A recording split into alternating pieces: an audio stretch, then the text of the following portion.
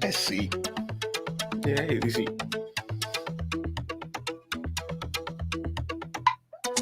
Amici bellini, direi di sì. Recuperiamocela questa live.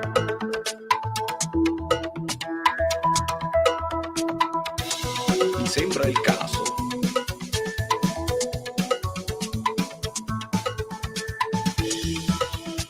Mi sembra proprio il caso. Eccoci qua, via, via. Pure la devo aggiornare questa immagine che si è fatta un po' vecchia e stantia. Stantia, ecco, il nuovo termine. Hashtag stantio. Allora, amici belli, like preventivi tutti quanti, una live non prevista, il lunedì sera, insomma, per voi, per quelli che stanno in Italia il lunedì sera, poi gli altri stanno in giro per il mondo, non si sa, per questo è sempre martedì e lo sapete. Voi mi sentite bene, io comincio a fare un giretto di saluti, c'è Angela Torre, c'è Vittorio Martina, c'è Polly, c'è Gregorio, Venom, River Johnny, tra l'altro tifoso Napoli e Salernitana, la questione salernitana resta sempre in piedi perché stanno succedendo cose strane, Alessandro Salerno, lui viene, lascia il like e va perché deve andare, straordinario anche lui, i like preventivi. System failure, ci voleva una like. Sì, ragazzi, ci ho pensato, ne parlavo con altri amici, anche su Telegram. Cose strane, rumori imprevisti, ma so che cos'è. E io dovevo riposarmi un pochino, è stata una settimana lunga, lunghissima, però mi sono reso conto che domani è anche una giornata super piena, perché devo fare prove e serata anche domani. Di conseguenza, oggi era l'unico giorno per riposarmi un pochino, ma I'm gonna sleep when I'm dead. Questa purtroppo è la cosa finale, la considerazione finale. Si ricomincia tranquillamente, poi ci sarà lo Spezia. Abbiamo tempo per riposarci magari durante le vacanze di Natale.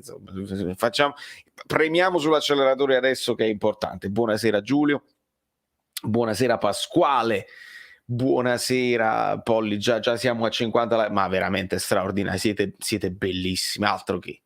Arravogliato, ecco, bravo Cosimo, io ho postato, per chi è iscritto al canale Telegram ovviamente lo sa, lo trovate in descrizione, contenuti esclusivi, piccoli video, meme e cose godibili, insomma, fruibili, godibili nel breve.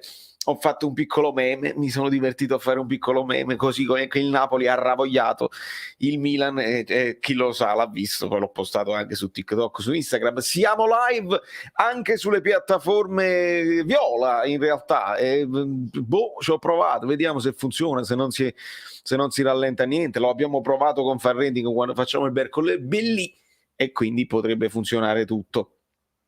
Buonasera Francesco, buonasera Salvatore, buonasera Mattatore, buonasera Vittorio. Botta spettacolare, veramente è entrato in partita alla grande. In realtà nessuno ha avuto timore del Milan, questa partita ci servirà per quando arriverà il Barcellona. Sei già proiettato tantissimo. Ray Shax, buonasera. Levitan, allora dai, se tu ci sei anche tra una mezz'oretta, voglio raccogliere un po' di commenti, un po' di messaggi e magari ti mando il link e ci fai un commentino tu, che sappiamo è al di sopra di ogni sospetto, perché l'abbiamo fatto nelle altre analisi. Quando io ho visto una cosa e poi l'ex arbitro mi dice un'altra cosa, io mi fido più di un ex arbitro che non lo fa per stare in televisione, per capirci, ma lo fa perché per amore della verità. Quindi adesso poi vedo di mandarti il link. Buonasera Max, come direbbe un certo generalino, Insigne smanettone. Bravo, perché poi non parlava a caso, era la situazione e lo sappiamo tantissimo. Mi dispiace dirlo, ma questo è un suo difetto, deve imparare a fregarsene, esatto, isolarsi da certi commenti che sono beceri e li condanniamo. Bravo Massimo, perché poi non vorrei che questa vittoria poi portasse per forza a vederla nell'ottica che senza Insigne è meglio. No, il mio, il mio parere al riguardo è bello chiaro: si vince con Insigne, si perde con Insigne, si può perdere senza Insigne e si può perdere con Insigne. Non è così facile, perché altrimenti hai individuato quello che ti fa perdere, lo togli da mezzo e vinci tutte le partite. Non è così. Però l'importante, il discorso del quando, io lo voglio estendere, no? Quando, il discorso del mazzo, li incorporo tutto in una situazione. Che cos'è il mazzo che dico io? Non è quella palla che rimbalza, gira e poi entra in porta a caso. Il mazzo è anche quando un Demme che noi consideriamo di altissimo livello, perché veramente ci ha dato una grossa mano in questi anni ed è un giocatore sempre straordinario e sul pezzo. Quando un Demme non sta in grande forma e ancora sta in difficoltà, e si vede che quello che stava più in difficoltà ieri, quando quel Demme là può essere sostituito da un Lobotka in questa forma, in questa condizione psicofisica, psicomentale, fisica e mentale, quello è il mazzo. Quello è il mazzo che considero io la fortuna di avere nello stesso ruolo il sostituto che in questo momento sta bene e quindi soffri di meno. Quello è il mazzo. Perché tu, se Lobotka era il Lobotka dell'anno scorso, ti trovavi in seria difficoltà, si girava, la buttava direttamente in fallo laterale. Io me le ricordo certe cose. E dobbiamo avere memoria lunga, perché adesso poi io non voglio fare il pompiere, ma è chiaro che c'è il rischio, come ci è capitato anche a inizio stagione, che dici ma loro siamo fortissimi, tutte le seconde linee sono fortissime, battono il Milan e quindi scudetto, lottiamo per lo scudetto. Io non me la sento, perché poi arriva un'altra partita tipo quella dell'Empoli dove non riesci a performare con o senza dei giocatori e torniamo un'altra volta che sono fragili mentalmente. Serve equilibrio, serve che tutti si comportino in un certo modo, l'atteggiamento è quello giusto, poi la prestazione si vede di partita in partita. Mi sembra la cosa più logica da fare. Buonasera Giorgio Mele, buonasera Gennaro, buonasera Davide, Angelo Di Benedetto. Il tuo primo live, mi fa piacere Angelo, benvenutissimo, benvenuto alla grande. Buonasera I am Rui. Mario, ci manca solo il rinvio di Napoli-Spezia. Che cosa intendi per il rinvio? Tu forse dici la rivincita, diciamo, la rivincita, perché con lo Spezia ricordiamo che l'anno scorso non fu una cosa ottima. Vedi che siamo live sulle cose, la vedete la cosa? Sì. Quindi vediamo se qualcuno scrive anche da là. Ciao Luigi, ciao Ciro, ciao Domenico, Alfredo, Giacomo. I rumori, Frank Parziale alla grande, i rumori imprevisti, assolutamente. Questi sono gli incontri che motiveranno una squadra nella prossima partita. La mentalità si alzerà dopo questo incontro, speriamo proprio bene. Saludos desde Colombia, Jorge Chavez, ¿cómo estás? Vedete che perché l'altra piattaforma, le cose bellissime. Bravo, bravissimo. ¿Cómo estás? Lozano, por mí, una buona partita. Parlo benissimo in spagnolo. Buonasera Giuseppe, Guiscardo, Cose Paz. Sì, e Angelo, me lo dici ogni video, purtroppo ti devi rendere conto che questo è, ma questo ero anche a 15 anni, che dormo 15 ore, che ne dormo 5, le occhiaie sono sempre queste, quindi non me lo ripetere più perché non cambia, non mi trucco. Ci ho provato, non lo so fare, non so quali colori usare, così, quindi questo è la verità. Dopodiché, la TV verità, dopodiché è chiaro che se riuscirò a farmi l'ulteriore regalino per Natale e la qualità migliora ancora di più, vedrete proprio tutti i difetti. Devo cominciare a usare i filtri di Instagram. Ma va bene, non siamo qui a far pettinare le bambole, a fare le cose degli influencer belli. Io devo parlare di calcio, non me ne frega proprio. Si parla di possibile rinvio. Allora il fatto del rinvio è il rinvio, perché lo Spezia ha giocato con il Lecce in Coppa Italia e se Lecce sono casi Covid. Ok, questa è una novità. Io pensavo in questa live di parlare un pochino, perché c'è stato il calendario, la presentazione del calendario, ha parlato un po' Mertens, ci sono stati i saluti di Manolas, si può parlare di Insigne, si può parlare dell'arbitraggio, si può parlare di una serie di cose. E dobbiamo parlare anche di questo. Notizia, insomma, l'ultima che avevo sentito è il fatto della Salernitana che non è stata autorizzata la trasferta. Andiamo a vedere novità che ci saranno. Buonasera Rino, buonasera Luciano. Gonna sleep when I'm dead. Sto un po' indietro con i messaggi. Vabbè, mo li recupero tutti, non me ne frega proprio. Piano piano li recupero tutti. Hola amigos, todavía me dura la alegría de haber triunfado. Yo también. Yo también, amigos. Yo también. Flavio. Buonasera Francesco, Luigi, vedi tutti gli amici bellini, Anna Maria, alla grande. Ragazzi, schizza tutto. Buonasera Gizavi, schizza tutto, siamo troppo così. Domani ho libero, benissimo Levitan, adesso mi organizzo. Andiamo a vedere. Lo Spallettone ha già messo le mani avanti con i prossimi 4 assenti. Secondo me non fa male, Ivan, perché va bene motivarli. Lui sta facendo il ciacca e medica, no? Un po' di benzina e un po' di acqua su questo fuoco, nel senso che non devi deprimere né la piazza né i tuoi giocatori, li devi considerare, devi valorizzarli, devi dirgli potete fare tutto quello che potete fare e lo hanno dimostrato. Contemporaneamente non è che ci possiamo mettere addosso la pressione di quelli che partono favoriti e che quest'anno devono vincere per forza. L'Inter è fortissima e non c'è dubbio. Con il Milan ce la siamo giocati a chi aveva più assenti, poi vedremo sul lungo chi nel girone di ritorno manterrà lo stesso livello di prestazioni e di punti, perché poi ti devi confermare e non è facile. Però con calma, noi vediamo prima con lo Spezia, così possiamo fare un calcolo generale di quelli che sono i punti del girone d'andata per fare un po' di calcolo in quello di ritorno.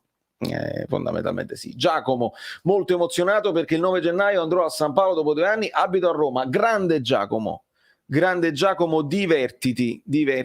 Lo chiami San Paolo, a me mi sta bene che è sempre San Paolo. Vittorio, Spalletti a fine partita dare la mano a Massa. Lo sai che ci ho pensato, chissà se la chiamate Davi, bravo, senza fare applausi, ho fatto benissimo, ci ho pensato anche io. È pazzesco il fatto che i milanisti gridino la ladrata per ieri, quando è palese che Giroud strangola JJ. Sono abituati troppo bene e poi siamo noi quelli che piangono. Dario, questo è un altro di quei discorsi, io ve l'ho fatto vedere, insomma, e prima lo strangola e poi non guardare, sorpresa, e così, e poi a mano in faccia, sono 3 falli questi qua, non scherziamo, in tutto il mondo. Poi chiamano il fuorigioco eccetera eccetera, ma è grave anche che non vedi il fallo in tutto il mondo del calcio. La pallata così, si chiama il fallo, a volte lo chiamano il fallo di confusione, a volte... Ragazzi, noi siamo quelli che Llorente viene placcato da Chier e chiamano il fallo contro. Non ci dimentichiamo quelli che siamo e quanto poi il potere venga è accerchiatore dal nord e così, e purtroppo quando parte poi una serie, parte la narrativa dove si vuole spiegare, si vuole far credere eccetera, eccetera, perché poi restano gli highlights. Le partite non se le vede nessuno, non è che tu vai su DAZN, rimetti una vecchia partita in integrale e te la rivedi e vedi se il Napoli così.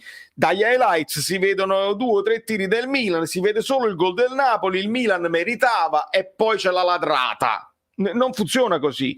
Addirittura sugli highlights, quelli là internazionali, quelli di Paramount Plus, che loro li postano integrali, estesi, i telecronisti di Paramount Plus fanno un errore clamoroso e fino alla fine continuano a dire ha chiamato il fallo di mano. È normale che uno che si presenta vede il video e sente fallo di mano. Le notifiche, siete iscritti al canale iscrivetevi al canale, bravo Andrea. Uno arriva, viene da Marte, si vede la partita, vede i tiri di Ibra eccetera eccetera, la parata di Ospina, sente fallo di mano, dice non c'è nessun fallo di mano, ladrata. Non scherziamo proprio, io mi incazzo da morire, Va benissimo tutto essere tifosi delle altre squadre, di fronte a un episodio dubbio la tifoseria viene sempre fuori e quindi uno propende per una decisione, uno per un'altra, ma di fronte alle evidenze dobbiamo fare attenzione a dire stupidaggini, perché poi ti capita al contrario e fai brutta figura, perché poi spesso capita l'episodio uguale al contrario e non sai più come uscirtene e dici allora se era quello allora pure no, no, a quel punto devi tenere coerenza. E quindi questa è quanto. Io veramente sono stato costretto a fare il video che ho fatto, si doveva parlare delle parole di Spalletti, ma Pioli me le ha tirate da bocca, ho sentito altri discorsi, Marelli poi ha ritrattato, quindi in TV è una cosa, poi dopo magari ci ha ragionato, l'ha visto meglio, ecco, l'avrà visto meglio e l'ha valutato diversamente, piano piano si sono aggiustati un attimo in generale, però quelli che hanno visto solo ieri e oggi stanno facendo altre cose perché tengono il che fare. Passa questo discorso qua che il Napoli ha rubato, mi dispiace ma non è proprio così, che poi, e insisto e concludo, per me il Milan per quanto fatto vedere in campo poteva anche avere il pareggio e non sarebbe stato uno scandalo, perché il colpo di testa di Ibra va a pochi centimetri, perché il tiro di Florenzi va a pochi centimetri, e stiamo parlando del primo tempo. Quello di Chessy nemmeno lo considero. Nel secondo tempo quello di Messias di poco alto, grande parata di Ospina sul tiro di Ibra. Insomma, il Milan, al di là di situazioni di, come si dice, no, non è questo, io stavo cercando gli XG, gli XG ce l'ho dall'altra parte, facile da fare, Ambrabam non è così, vedi, queste sono le cose perché mo vi spiego subito perché vi devo far vedere un'altra cosa, gli XG stanno qua, eccoli qua, cosa fa? Il Milan ha creato meno del Napoli come pericolosità di expected goal, di gol che uno si aspetta. Di conseguenza bisogna analizzarle bene le partite, bisogna veramente analizzarle bene le partite. Allora, sono scorruti tutti i commenti, di conseguenza non riesco a recuperare niente, sto dando un po' di priorità ai commenti che vengono anche dall'altra piattaforma che ho un po' trascurato, quindi Caluccio, benvenuto, Prova Cazzuta, siamo d'accordo Carmine. Non spegniamo i riflettori sul mercato. Bravo Pino, assolutamente, un centrale del terzino il 2 gennaio a Castelvolturno, viva Bobot. Allora ti sposo tutto il commento, assolutamente.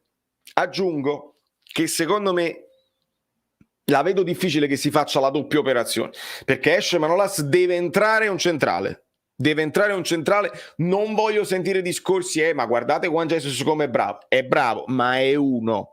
Koulibaly non ci sta, infortunato, magari fa la Coppa d'Africa, recupero, torna dalla Coppa d'Africa affaticato.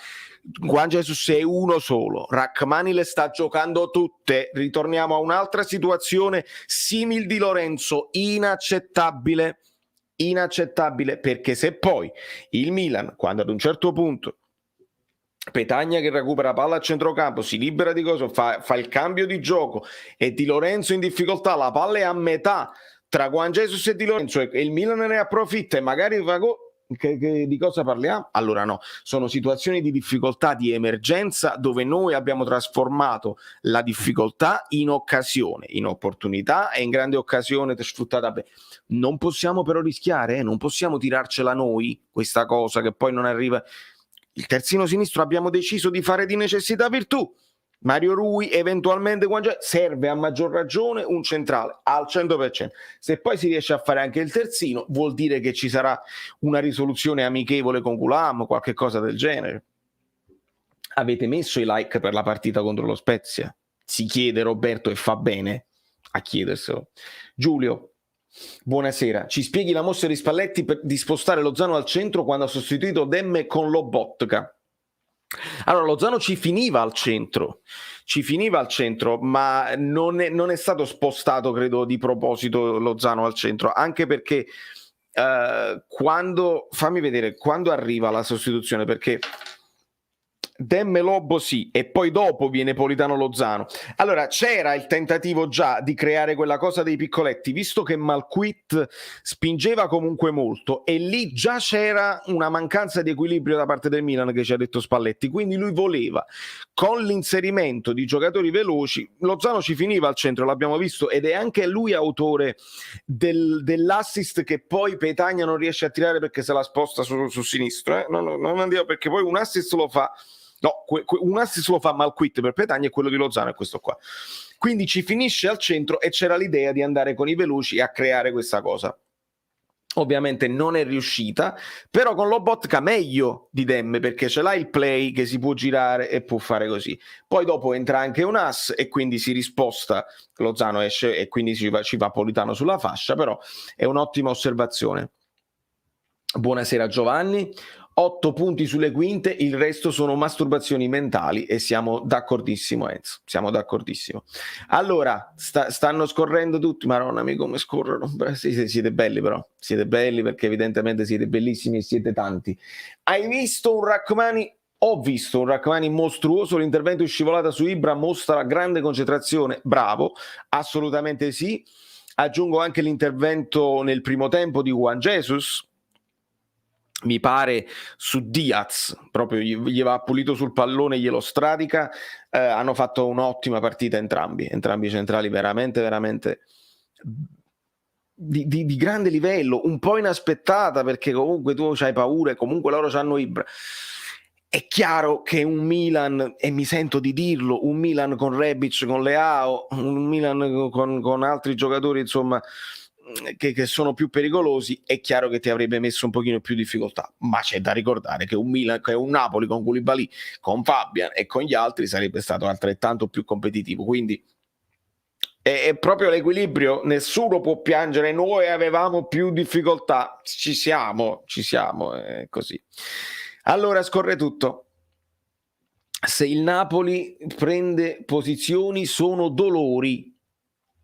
Che bello essere onesti quando c'è, mamma mia. Hai visto Giovanni? Io poi l'ho vista stamattina quella cosa del tweet del vice sindaco di Cerano, una cosa del genere, in provincia di Novara. La mano non è stata la mano di Dios, è stata la mano della... A proposito della mano di Dios, signori, è arrivata. Poi domani in un video, magari nel video di domani vi faccio vedere proprio l'unboxing. Guardate com'è bella, perché non è bianca come questa qua, c'ha il contenuto azzurro, la devo ancora lavare, è bellissima. Fluido.net, caffè Napoli, e quando la bevi si vede Diego, è una cosa spettacolare ed è presente sul Fluido.net in più colori. Fatemi fare la marchetta per me. Streaming, ci sta ancora il pugno così, vedi il Fluido.net qua in più colori, l'interno ci può essere giallo o rosa o azzurro ed è secondo me una cosa spettacolare. Basta con questa qua, l'abbiamo stabilito che ci siamo, tutto così, va benissimo. Allora sì, schifezza, ovviamente il tweet, quello là poi è stato cancellato, le solite scuse, ma quando mai, la sfogliatella è buonissima, siamo stufi, ma voleva essere una battuta, siamo stufi, le battute, siamo su Twitter, siamo su internet, sei un'istituzione, sei il vice sindaco di un comune italiano e non puoi permettere, devi cioncare, lo dici a tuo figlio, lo dici a tuo fratello, a tuo cugino, a tua madre, questi slanci di razzismo esagerati, non li scrivi su Twitter. Che volevi? 2 like? I like li lasciate i like, amici belli, lasciate voi i like, perché sta gente proprio, mamma mia. Bene. Sì, Lobotka ha fatto una partita pochi minuti, ma già ha dimostrato che merita, in questo momento merita di stare in campo più di Dem. Io no, Roberto, però Guido sì. Non so se riuscirà a intervenire più tardi, spero di sì. Nel caso possiamo riportare anche la situazione di là. Grazie mille Luca, è colpa mia che non ho avuto tanto tempo per coltivare anche questa piattaforma qua, ma ve lo prometto, con il nuovo anno non ve lo farò mancare, non ve lo farò mancare. Poi tu mi dirai in privato se preferisci seguire di là o di qua, se c'è una differenza anche a livello di fruizione della live stessa, se ti piace, non so. Partitone di Juan Jesus senza dubbio, Giulio va di complimenti, E poi questo è una cosa che stavo pensando, magari per una live natalizia io vi devo far conoscere i miei moderatori, ve li devo, perché alcuni li conoscono già, ed è giusto che sia così, altri no, e quindi dobbiamo fare una live dove ci incontriamo un pochino tutti, abbonati, moderatori, eccetera, eccetera. Raffaele, un abbraccio. Io penso sempre che con un centrocampo a 3 avremmo giro palla più semplice e miglior raccordo in attacco. Ieri c'erano 50 metri.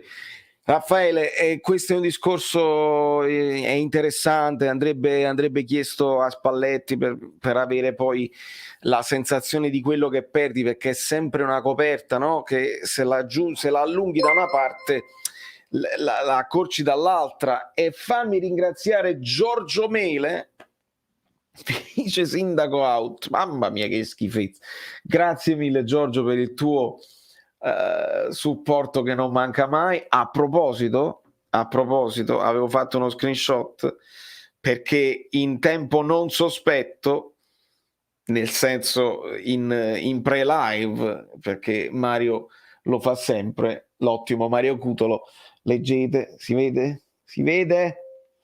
4 gol, 4 che sono i dollari, qua come i gol vittoria contro Leicester e Milan. I tuoi videos con una tazzolella e caffè sono diventati un vizietto bellino. Bravo e grazie. Forza Napoli, grazie a te Mario, sempre straordinario. Anche non in live, quindi proprio veramente una roba incredibile. E apprezzo tantissimo. Allora, vediamo un pochino. Ecco, solo a me non ha entusiasmato, è stata la mano di Dio. A me è piaciuto molto. Poi non so se tu avevi delle aspettative di vedere più calcio, ovviamente non è quello il film per vedere più calcio, più Maradona. A me è piaciuto tanto, perché poi, e parlo da pubblico, non parlo da tecnico del cinema, l'analisi la trovate sul canale di Guido Gentile, piano sequenza, ed è anche molto interessante. Ma ti dà uno spaccato di Napoli con tutte le sue diversità, ti fa vedere una Napoli che non spesso viene rappresentata, medio borghese, con tante piccole problematiche, e un po' ti fa sorridere, un po' ti fa commuovere, c'è tanto, e poi mi è piaciuto ancora di più perché alla fine lui parte, e quindi lasciando Napoli, spoiler, ma insomma c'è sta poco da spoilerare, la storia di Sorrentino la dovreste conoscere tutti, è autobiografico e quindi è ancora più importante, è napoletano e quindi noi lo possiamo capire meglio di altri. Mi ha contattato un'amica qua americana che si occupa di cinema, che è rimasta sconvolta, ha detto il regista ha preso delle decisioni molto coraggiose che un regista americano non avrebbe fatto mai. Mi ha chiesto del Munaciello. Come faccio a spiegare io che il Munaciello molto spesso era una scusa che veniva usata in bene o in male per uscirsene da certe situazioni? E quindi poi il fatto che lui lascia Napoli per seguire i propri sogni, per me rappresenta tanto, quindi ovviamente. Non sono convinto, Lucas, di questa cosa qua, perché ci ho provato e non andava proprio alla grande. Sinceramente, la questione è questa: tu dove, quella è una minestra, quello che ci metti, quello trovi. Dove ti impegni di più, secondo me, e dove lo fai con più continuità, lì fai più successo. Credo che non ci sia dubbio. Cioè, c'è gente che mi sta dicendo TikTok, la gente diventa subito virale, devi fare video su TikTok. È chiaro, lo vedo, ma lo devi fare con continuità, lo devi fare bene, devi capire gli hashtag, devi capire a che ora postarli, su quali argomenti, eccetera, eccetera. Se non ti impegni nello specifico e fai un po' di tutto, non succede niente di che. E quindi continuo con quello che sto facendo, che sto avendo delle soddisfazioni. Poi il ritorno economico veramente è secondario, finché c'è la musica è secondario. Allora, mamma che ansia, vedi, sta pure qua. Grande. No, l'ho fatto, Vabbè, ma oramai è uscito, cioè dopo 2 settimane, no, in realtà 5 giorni, però era uscito al cinema, sta su Netflix da 5 giorni, ho fatto un po' di spoiler, scusate. Però non vi parlerò di Spider-Man. Vedi, infatti Andrea, questo è il fatto, ed è una cosa che non posso proprio permettermi ultimamente, il fatto che lì non c'è, è proprio questo, non c'è discoverabilità, in inglese discoverability, cioè praticamente devi essere sempre presente e attivo, e molti degli influencer non si possono prendere manco mezz'ora di vacanza perché sennò spariscono dagli algoritmi.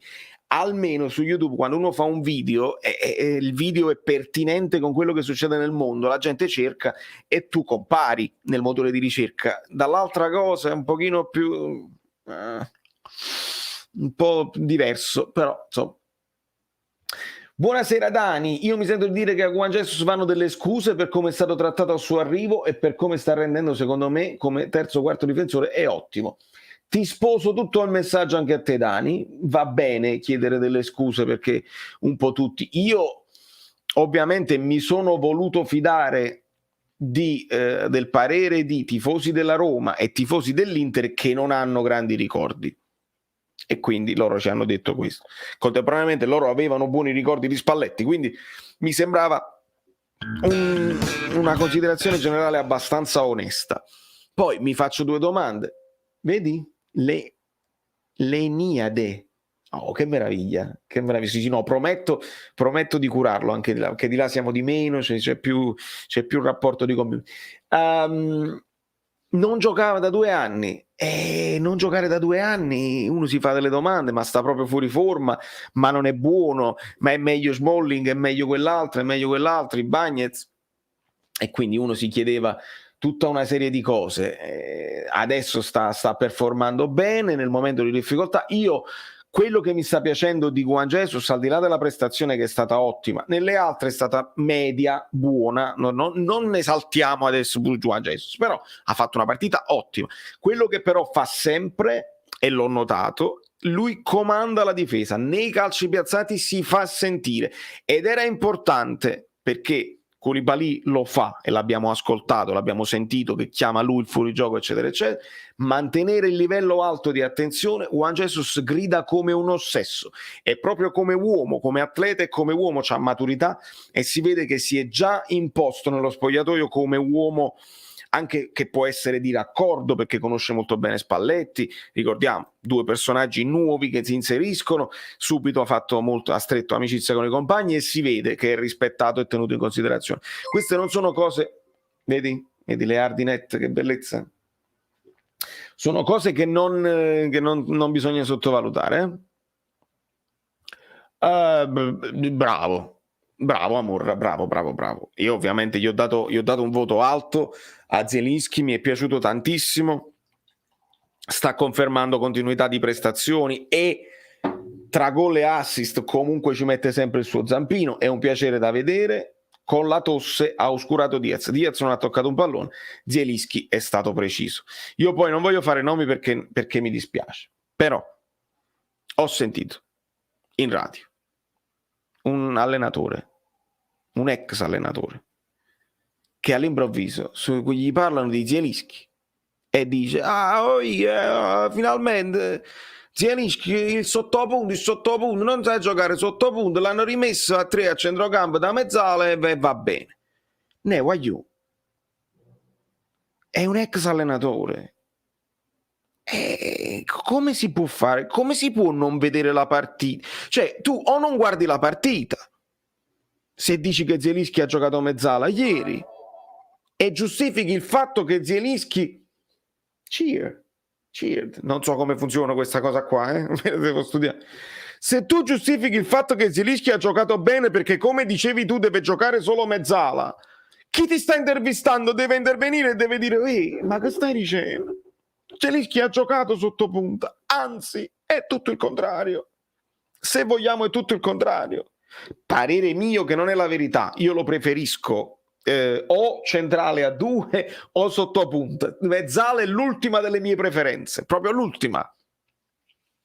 Ma non diciamo bugie, perché poi il tifoso distratto che ascolta e sente una cosa dice chi sta è allenatore, ex allenatore, ne capisce più di me e più dei giornalisti.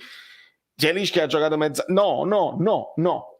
Dovete fermare questa cosa qua. Magari non volete far fare brutta figura, lo dite dopo, insomma trovate un modo per dire giocava un po' ibrido, il raccordo tra centrocampo e attacco, ma non posso passarli certi discorsi. Lasciate un like per favore, devo bene.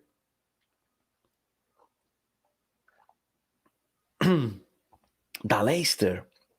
Beh, Vincenzo.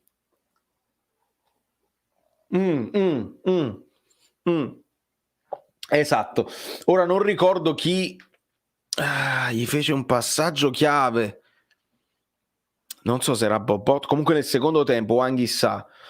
C'è stato un passaggio tra le linee dove Petagna ci ha provato ad andare a inseguire il pallone, però ovviamente non ci è arrivato. E io nella reaction lo dico subito, ottimo passaggio, se ci fosse stato Sive sarebbe stato perfetto. Fai bene a ricordarlo, Vincenzo. Fai bene a ricordarlo. Allora, scorrono i messaggi alla grande. Ieri sera ero lì. Ah, vedi Gianluca, molti mi stanno scrivendo che sono andati a San Siro, che erano a San Siro e si sono potuti godere tutto ciò in diretta alla Scala del calcio. Che bella cosa il VAR, mamma mia, è importantissimo. Importantissimo. Sì, Nico, in TV, in radio, al bar va bene tutto, però come quando poi ti arriva dagli addetti ai lavori è un po' più grave, voglio dire, perché poi non tutti hanno la capacità subito di rendersi conto e passano messaggi sbagliati che poi avallano altri discorsi che diventano sbagliati per forza. Capito? Allora, sì, questo pure a noi. Ovviamente River lì c'è stato proprio, è stato una questione di centimetri. Bravo Spina a rimanere freddo, meno bravo Ibra nel controllo e non può andare sempre bene. Questo per una volta che è un momento nella sfortuna della svirgolamento, perché alla fine è un infortunio calcistico, almeno io dico la fortuna che quello non l'ha controllata bene. Almeno dico così. Allora, Valerio, vieni. Bruno Mollo, tu sei uno degli ultimi. Grande! Uno degli ultimissimi iscritti. Vieni a trovarmi a Filadelfia, ti porto a cena 2 napoletani che vivono in America e sempre Forza Napoli. Grande Bruno, mi fa piacerissimo. Non sapevo tu fossi qui negli States. Assolutamente. Magari seguimi qui su Instagram, ci sentiamo. E se capitano delle serate in quella zona, volentierissimo, non siamo lontani. Alla grande, mi fa piacere. Mi fa piacere avere amici da tutto il mondo. Buonasera Alberto, complimenti per la vittoria al nostro riscapito. Tu sei il tifoso del Milan. Avanti, cerchiamo di riprendere l'Inter. Io qua ti dico una cosa, vabbè, tanto siamo tra di noi, non ci sente nessuno, eccetera, eccetera. Battendo il Milan, noi abbiamo quasi consegnato mezzo scudetto all'Inter. Forse non mezzo, se parlo con Guido mi dice un quarto di scudetto, però vedi Luca Leardi, baciavo a lui, Luca, un bacione grande, grazie mille. È bello quando vedo Lozano deve essere solo segnare, perché non mi sta dispiacendo. L'ultima partita ce l'ha messa veramente tutta. Anche lui si deve sbloccare. Mancano tanti gol di Lozano, di Politano, di Insigne. Davide Cerrato saluta Totore Pengue, lo farò amico mio. Magari Totore non so come fa, le sue giornate sembrano essere di 48 ore, perché guarda tutto, segue tutto, arriva sulle notizie prima di tutti e si guarda pure la Serie C portoghese per cercare un terzino per il Napoli e per sapere tutto di calcio. Quindi riguarderà anche questa live. Nel frattempo magari lui sta live su Facebook, su Instagram, eccetera, eccetera. Nicolò Agnone, benvenuto. Ragazzi, siete così tanti, alcuni hanno nomi diversi su Telegram e su Instagram e su YouTube, eccetera, eccetera. Mi dovete scrivere, ricordatevi, tutti gli abbonati, ci sta alcuno per esempio che sono rimasti anonimi, eccetera, eccetera. Sì, Luca, a te ovviamente lo sai e non c'è problema, ti aggiungo al più presto. Vado io in difficoltà se aumentano tanti i numeri e mi è capitato che ho mandato il messaggio in privato, ti aggiungo subito al gruppo degli abbonati, grazie, e quello mi ha risposto no, ma in realtà già ci sto, già mi hai aggiunto. Quindi onde evitare che faccia io brutte figure, scrivetemi voi e dici guarda, io mi sono abbonato, questo è il mio nome su YouTube, mettimi nel gruppo Telegram degli abbonati perché altrimenti mi perdo io e YouTube non è bravissimo a ricordarmi quanti sono gli abbonati, eccetera, eccetera. Quindi datemi voi una mano e grazie sempre per il supporto. Forza Napoli sempre, Emanuele. Forza Napoli sempre. Armando Guida, ciao. Amorra, una ola per Paola che da sola sta tenendo a bada tutta la chat. Bravissima Paola Polli. Alla grandissima, state cacciando i like, buttiamo le mani, Losco. Dai, dovremmo averne 250, ma proprio, senza proprio dubbio. A quanto stiamo? Smetto di parlare? Jenny, lì è diverso perché lì tu ti puoi, a me non ho capito, a me non mi arriva ancora niente da quella parte là, quindi ho voluto dare una cosa in più per quelli che lo fanno qua su YouTube, perché su YouTube io riesco a controllare quelli che sono tra la percentuale che si piglia YouTube, eccetera, eccetera. Sul canale Viola ancora no, dato che non sono molto attivo, eccetera, eccetera, non ho previsto ulteriori vantaggi per chi si abbona. Ci sono le emoticon particolari, speciali, quando sono lì i messaggi escono in un certo modo. Non l'ho studiata bene, però lo farò sicuramente. Poi sul canale Viola ci si può abbonare anche gratis se uno ha Amazon Prime, quindi veramente chi lo fa è più veramente un atto di cortesia. Più che il supporto come fa Enrico Giannone che non vuole sapere niente, va senza nemmeno un messaggio a farmi un regalino di Natale che io apprezzo tantissimo. Grazie mille Enrico. Buonasera Antonio, buonasera Gennaro. No, ma figurati Gennaro, non lo dicevo assolutamente in maniera seria, assolutamente. Inter squadra pazza, può succedere ancora di tutto. Andrea, non è proprio più la pazza Inter di una volta, devo dirvi la verità.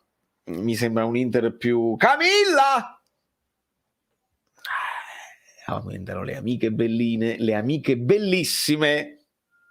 Vedete? Sì. Cin cin. No, da quest'altra parte. Facciamo il cin cin. Grazie mille, Cami. Assolutamente. Mi sembra arrivato il momento. Allora, dai, Levitan. Visto che sono sveglio dalle 4:30, mi prendo un caffè e te ne offro uno. Nel frattempo, cerco serata degli abbonati, veramente. Come sei bello al canale 21, Stellina! Sì, è stata un'improvvisata che solo chi mi segue sul canale Telegram, che trovate in basso in descrizione e che è gratis, non dovete abbonarmi assolutamente per avere i contenuti esclusivi del canale Telegram, hanno saputo perché al volo sono stato chiamato, mi sono fatto un paio di risate con Anna Trieste, che è sempre un piacere ritrovare, e per fortuna ha portato bene perché si sono andato 3 volte, 3 vittorie del Napoli. Sapete, la scaramanzia, io alle volte non ci voglio perché non sia mai, poi dopo perdiamo, è tutta colpa mia. Bevo sempre acqua, Carlo, non ti preoccupare proprio. 200 like sono pochi, Polli, non parlo più, vi faccio vedere solo...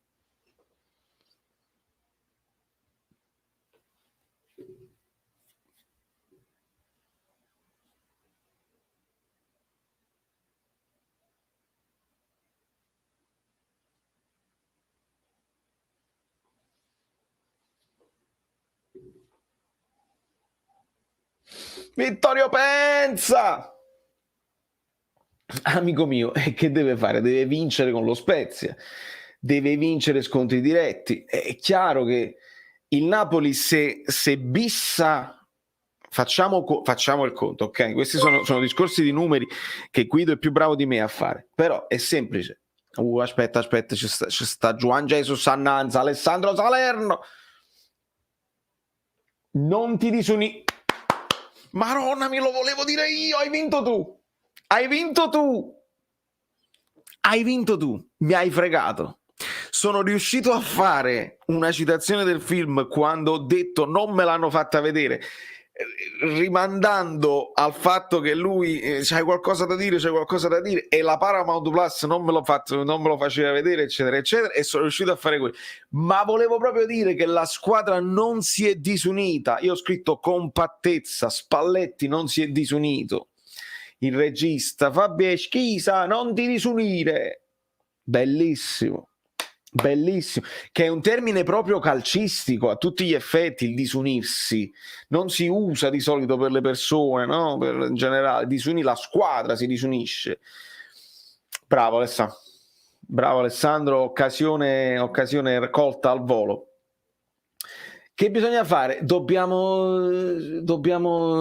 vincere più partite, non dobbiamo steccare con le piccoline e garantire qualche scontro diretto, perché se vinciamo con lo Spezia arriviamo a 42 punti. Se il Napoli bissa questo girone d'andata, che non è poco, che veramente non è poco, fare tutte quelle vittorie, fare quella steccatina ogni tanto e il pareggio con la Roma e già la devi migliorare, e la vittoria col Milan magari ti puoi giocare un pareggio, così dovresti confermare la vittoria con la Juventus, perché in quel caso è lo scontro dire.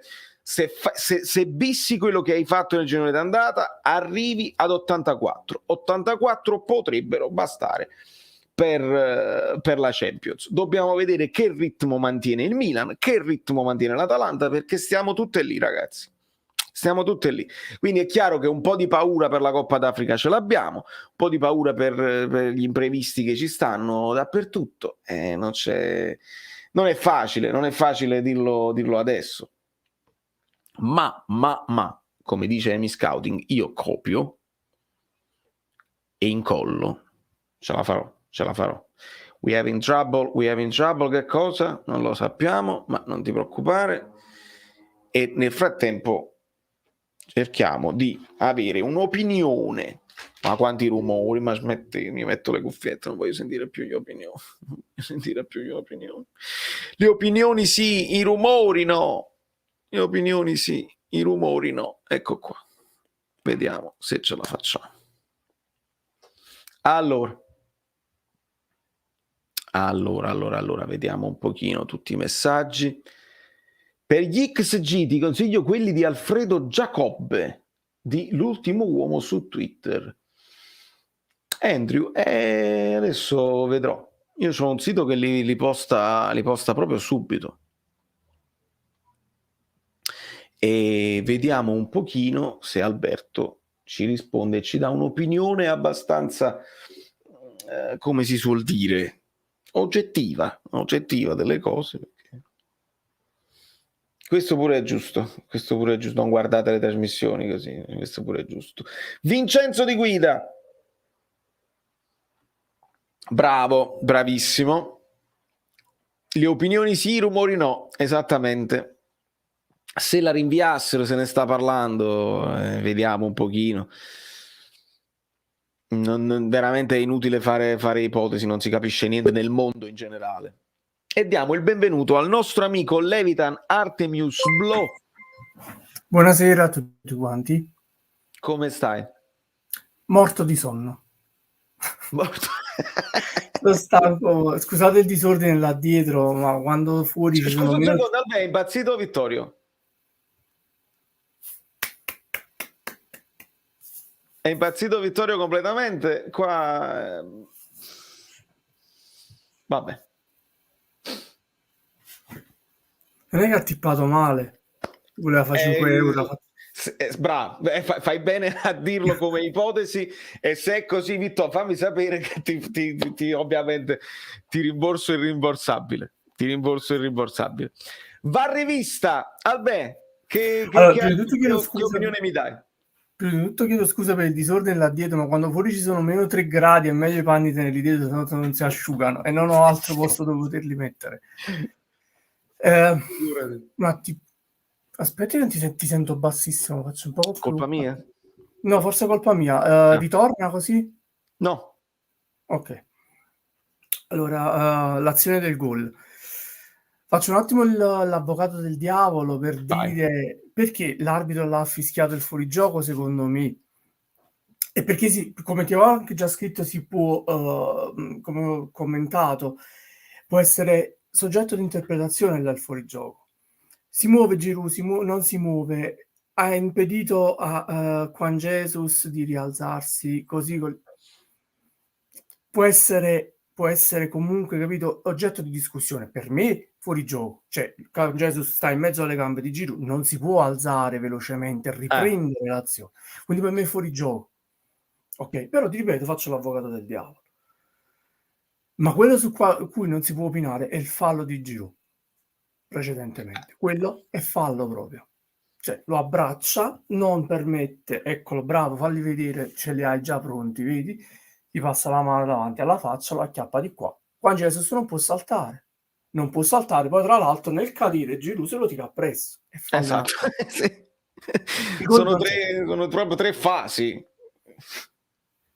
Esatto. Quindi il gol non c'è. Mi dispiace per gli amici milanisti, ci è andata bene a noi stavolta. In generale, invece, l'arbitraggio come ti è parso? Ma guarda, l'arbitraggio non è stato cattivo, ma nemmeno eccellente. Ci sono stati un paio di erroracci, tipo il primo fallo sul Malquit quando si invola sulla fascia nei primi minuti della partita. Pure io ho visto la tua reazione e io l'ho detto, vabbè, fallo, ammonizione, così. Poi aspettavo. Non fa niente. Manco il fallo c'è rischiato. Vabbè. E poi c'è quella cosa su quando in area di rigore cade Rachmani, spinto da Ibrahimovic, e là i giocatori del Milan hanno applicato al fallo di mano. Ah già, quella poi è passata, è vero, l'avevo dimenticato quell'episodio. Esatto.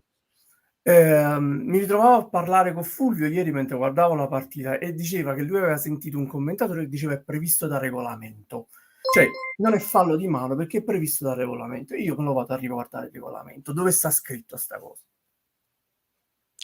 Vabbè, è pazzo. Non ho sbagliato, regalo di Natale anticipato e in più sono tutti meritati. Grazie infinite, Vittorio. Cioè, pure per scriverlo di nuovo. Grazie mille, Vittorio. Veramente non ho parole. Vai, Albe. Mi sono andato a rivedere e c'è scritto nel regolamento, guarda, c'è uno screenshot, te lo posso mandare al volo, perché questa cosa del regolamento eventualmente in futuro la riutilizzeremo. Bravo. Qua facciamo tutto live. Mani, ecco qua. Salvo. Eh sì, perché poi il regolamento è uno e non deve cambiare a seconda delle Esatto. partite, oppure quando noi vediamo un pochino. E poi anche ingrandire, bravo, ecco qua, guarda, allora, guarda come sta scritto bellino. È un'infrazione di fallo di mano se un calciatore si considera che un calciatore sta aumentando lo spazio occupato dal proprio corpo in modo innaturale, quando la posizione delle sue mani o braccia non è conseguenza del movimento del corpo per quella specifica situazione e non è giustificabile da tale movimento. Allora, come io ho detto precedentemente, il regolamento del gioco del calcio a volte lascia troppo spazio alle interpretazioni. Qua c'è poco da interpretare. Ok? Tu cosa capisci in questa frase? Si considera che esatto, quindi quando la posizione è naturale, cioè lui sta cadendo, deve mettere le mani per non fare faccia e terreno. Quindi quello è un movimento naturale, tra l'altro istintivo, non è nemmeno la corsa che tu dici è il movimento naturale della corsa ed è naturale. Là è proprio salvaguardia di autodifesa proprio del corpo, non farsi male. Ok, e in questo caso quindi è stato applicato il regolamento e va bene così, quindi non hanno niente da protestare i milanisti. Non è che può fare faccia a terra per non fare fallo di mano.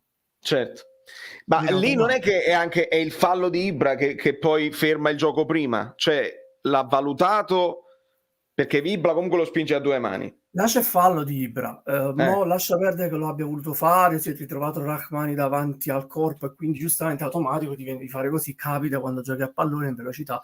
Sì. Il fallo di Ibra, cioè adesso non ricordo se si è fischiato il fallo ad Ibra o no, però no, penso di no, perché poi hanno alzato tutti quanti la mano e hanno Che volevano quello, vabbè, invocato il fallo di mano di Rachmani, ma là il fallo di mano non esiste, non ci può stare. Okay? Perché è un movimento regolare, è un movimento fisiologico, diciamo così. Io però utilizzerò questa frase poi in futuro per tutte quelle situazioni in cui ci verranno probabilmente fischiati dei rigori. Lui ha chiamato fallo di Ibrahimovic, ci sta. Però lo utilizzerò in futuro quando ci verranno dati dei rigori o comunque verranno fischiati dei falli di mano contro il Napoli, quando vedrai che la mano è leggermente spostata oppure in un movimento comunque naturale, perché là non lo puoi fischiare il rigore. E io mi ricordo ancora, non mi ricordo se l'anno scorso o 2 anni fa, quando ci fecero, mi pare 2 anni fa, quando ci fischiarono il rigore contro, logicamente, per il fallo di mano in area di Zielinski, dove Zielinski aveva il braccio qui e la palla era a pochi centimetri. Contro la Fiorentina. Bravo, contro la Fiorentina, bravo. Quella è una posizione naturale, scusami. È come proteggersi il viso, è una posizione naturale. E quindi non aumenti volume, cioè perché è sempre il volume. È come Di Lorenzo che oramai l'ha preso, sono 2 anni che lui difende così sui cross, proprio per evitare qualsiasi tipo di possibile interpretazione. Più di così non può fare, le mani spariscono completamente dalla sua... Che poi è una posizione più naturale quella, piuttosto che un'altra, cioè quella è più naturale, cioè difendere in questa maniera qua è naturale. È proprio vero. È più naturale questa posizione che un'altra posizione. Però, diamo il benvenuto a 3 al nostro amico Guido Gentile. Buonasera. Buonasera amiche belline, buonasera amici bellini, buonasera passanti, buonasera colleghi che prendete un po' spunto da Valerio ma non citate o da me. Vi devo fare una confessione, io sono un ottimo arciere. Ah sì? Come Calaiò all'epoca? Meglio. Un giorno ve lo spiegherò. Era Fiorentina-Napoli, la regola era cambiata, Nizzoli aveva anche spiegato la cosa, ma la sua spiegazione poi non trovò corrispondenza in quell'azione di gioco. Io non l'ho mai capita perché sia Zielinski che il suo avversario era in aria e giravano su loro stessi perché si stavano contendendo la palla. Loro persero la percezione palla, corpo, eccetera. La palla toccò il giocatore della Fiorentina che la fece rimbalzare prima sulla coscia di Zielinski e sul braccio che era largo. Rizzoli aveva detto che quando c'era un tocco indiretto, però non voglio diventare arbitro in un giorno, io ricordo solo la cronaca perché questo dovrebbe fare un giornalista. Io sto vedendo molta confusione sui ruoli in Italia e viviamo un periodo difficile, la pandemia. Cioè un giornalista, anche se viene attaccato come vedete, deve raccontare i fatti e porre domande. Non poniamo domande e non raccontiamo i fatti. Poi un medico fa il medico, l'arbitro, ne abbiamo qui uno, fa l'arbitro. Però io personalmente, prima dell'arbitraggio della partita di ieri, possiamo dire che per una volta il sistema Guido molto labilmente, siamo alla lontana, un pochino ha funzionato, perché oggi il capo ha parlato e ha detto che i 2 episodi da regolamento li ha spiegati senza dover aspettare. Addirittura è andato lui a parlare e non i 2 arbitri, che sarebbe l'ottimo, però non fra un anno, non fra 2 anni, non fra 8 anni. È il suo ruolo, è un ex arbitro, è quello che ha la responsabilità massima, quindi è la persona più adatta, autorevole, è proprio il suo ruolo. Mi spiace per la Gazzetta, per Pinco Pallino, per là, e l'ha detto il giorno dopo. Fine della storia. Amen. Fine delle polemiche. Poi se uno vuole strumentalizzare i fatti, perché se ci dobbiamo mettere a fare i conti della serva, io che non capisco nulla, ma sono un ottimo arciere, segnatela questa cosa, perché ci prendi. 35esimo minuto cade Pioli. Di Lorenzo se ne va. Ripeti perché ti sei bloccato un attimo, ripeti. Al minuto Di Lorenzo se ne va, ne ha abbracciato, se ne va lo stesso, gli tirano la maglietta. Io voglio chiedere, io sono un giornalista, non sono un arbitro, qui ho la fortuna di avere un arbitro, ma dal regolamento, oltre il fallo tattico, tirare ripetutamente la maglietta, non è un attimo, lui la tira, infatti si allunga, non è ammonizione, o lì anche è suscettibile di interpretazione quel fallo, perché poi un minuto dopo Di Lorenzo per una sorta di fallo di confusione si prende una ammonizione e va a 3 ammonizioni. Noi abbiamo già 2 giocatori con 4 ammonizioni, non sia mai becchiamo con la partita con la Juve 3 giocatori che saltano, perché poi le ammonizioni pesano e il famoso quando di Guido Gentile conta. La mia domanda onesta, cioè non è quello è fallo di ammonizione o no? Perché io così imparo qualcosa di giusto. A voi le risposte. Allora, se posso chiamarti Guido prima di tutto, io sono Alberto. Devi. Ok, Guido. Allora, in realtà l'ammonizione può essere utilizzata da un arbitro anche nel momento in cui l'arbitro capisce che quel giocatore c'è la maglia tirata, così, e c'è la maglia tirata, ok? Se io continuamente, per esempio, gli faccio da dietro le spalle il tiretto, e il tiretto, e il tiretto, io posso utilizzare anche l'ammonizione per far capire al giocatore: la devi smettere. Quando io, per esempio, mi rendo conto che un giocatore, ecco, per esempio, prendiamo un giocatore come Chiellini, ok? Chiellini è un giocatore molto duro, e lo conosciamo. Diciamolo proprio così, diciamolo proprio falloso, ok? Lo conosciamo per le tirate di capelli a Cavani, eccetera, eccetera. Se tu sai che Chiellini è un giocatore del genere e non ti sta bene, all'inizio partita, vedi che Chiellini tira il capellino a Cavani, fa il fallettino sistematico, cose del genere. Vai da Chiellini e gli fai presente: guarda, caro mio, smettila. Ne fa un altro, arriva il cartellino. Dici: io ti avevo avvertito, la smetti. Perché ci sono giocatori che giocano in questa maniera, giocano facendo questi fallettini veniali, ma che ti danno fastidio. Che spezzano il gioco, il ritmo. Spezzano il gioco, che fanno innervosire l'avversario, che fanno innervosire, nel nostro caso, Osimhen, che poi dopo si deve pigliare il cartellino lui. Renditi conto dell'intelligenza dell'arbitro che fa una cosa del genere. Perché se l'arbitro vede, conosce anche Osimhen, che è un ragazzo che si innervosisce, è giovane. Conosce Chiellini fa il fallo una volta, lo fa 2, lo fa 3, lo fa 4, lo fa 5, lo fa 6, va da Chiellini: senti, hai rotto. Cartellino, Chiellini la smette. È chiaro, quindi la sorta di avvertimento che ogni tanto sentiamo fare è l'ultimo. La maglietta tirata, la maglietta va proprio tirata, se lo prendi il giallo. Perché tirare la maglietta significa non aver proprio possibilità di prendere il pallone. Chiaro. È un comportamento scorretto, un comportamento antisportivo. Tu hai perso il giocatore, gli tiri la maglietta, non hai più speranza. Comportamento antisportivo, è ammonizione. Il continuo tirare la maglietta, naturalmente, ma come sta uscendo in tedesco, naturalmente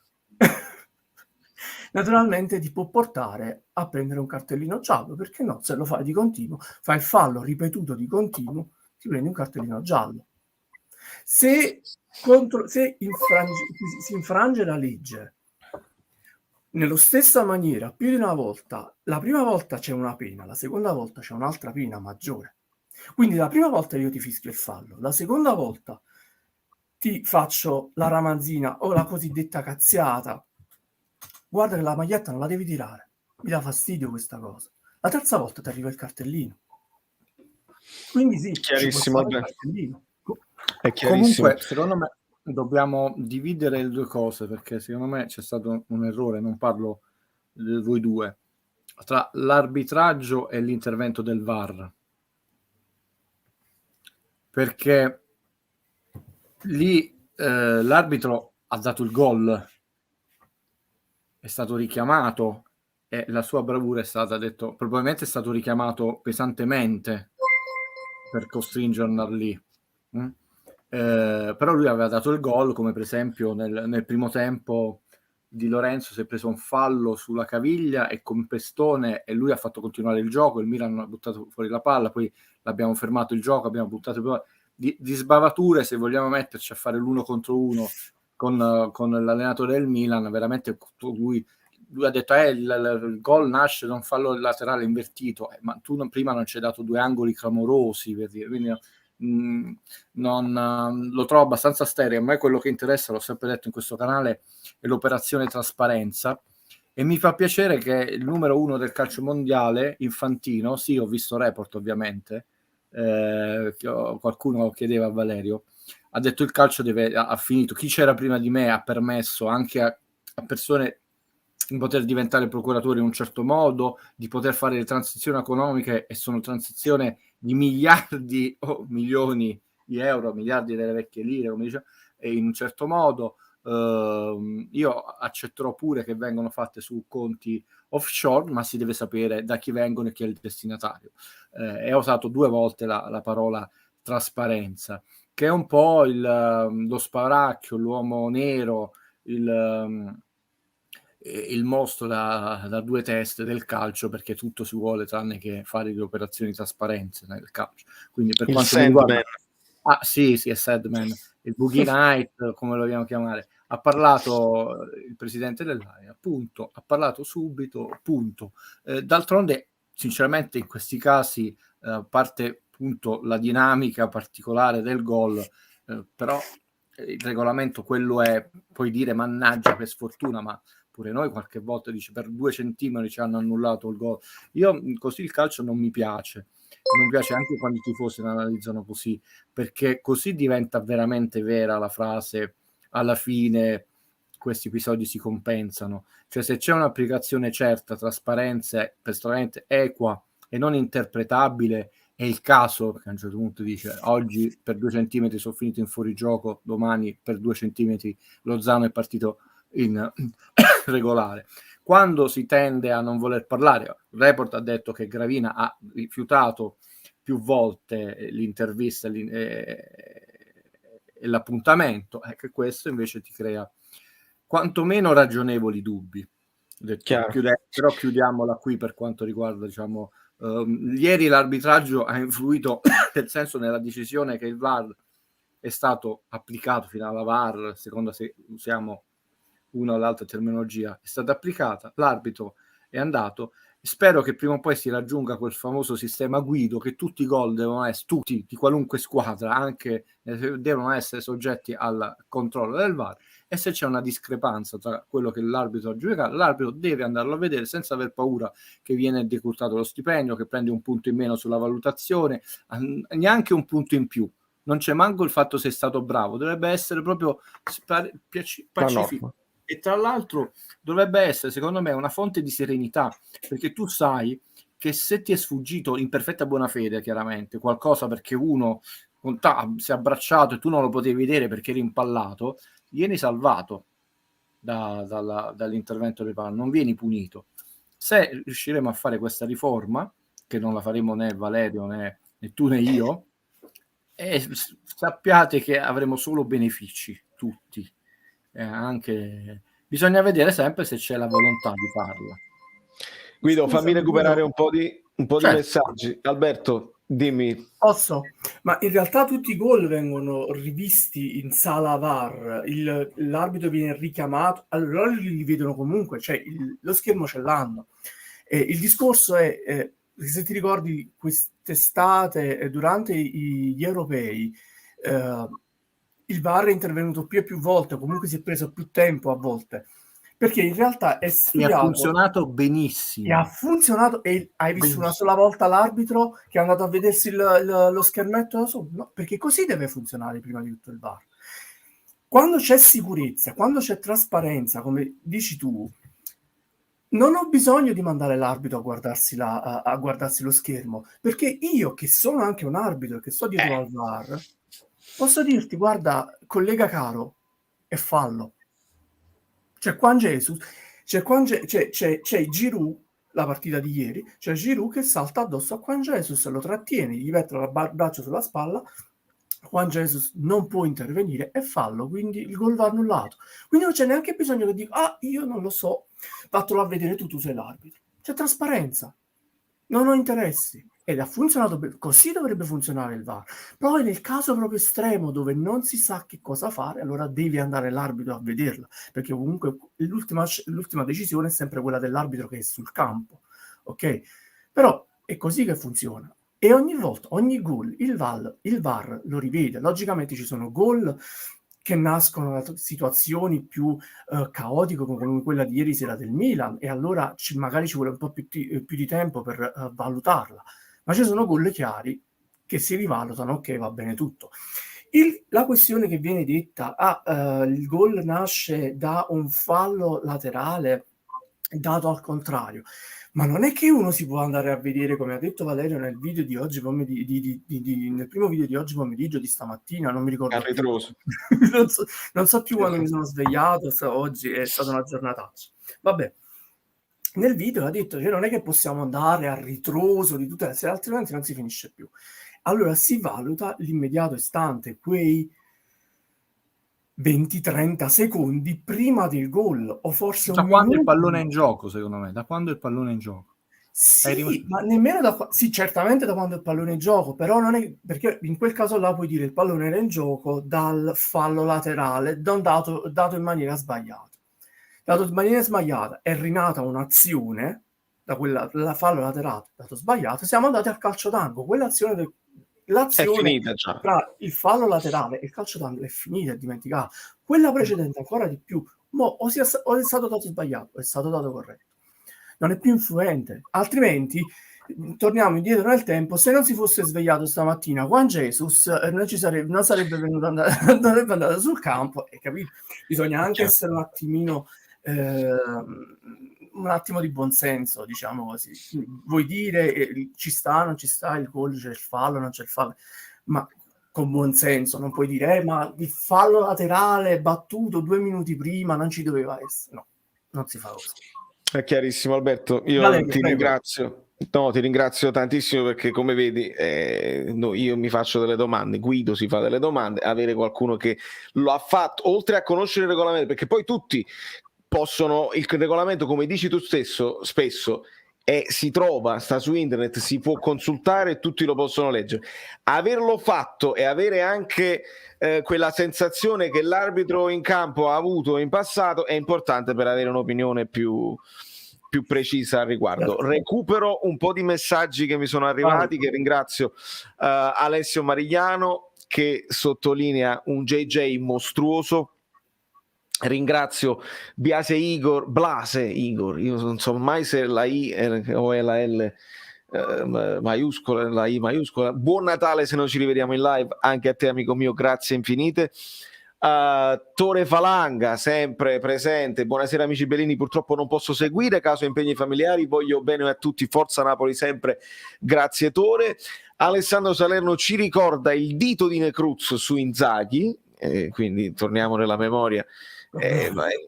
Qua è roba che magari Guido si ricorderà, ma a Guido Luca Leardi chiede come siamo messi a gialli.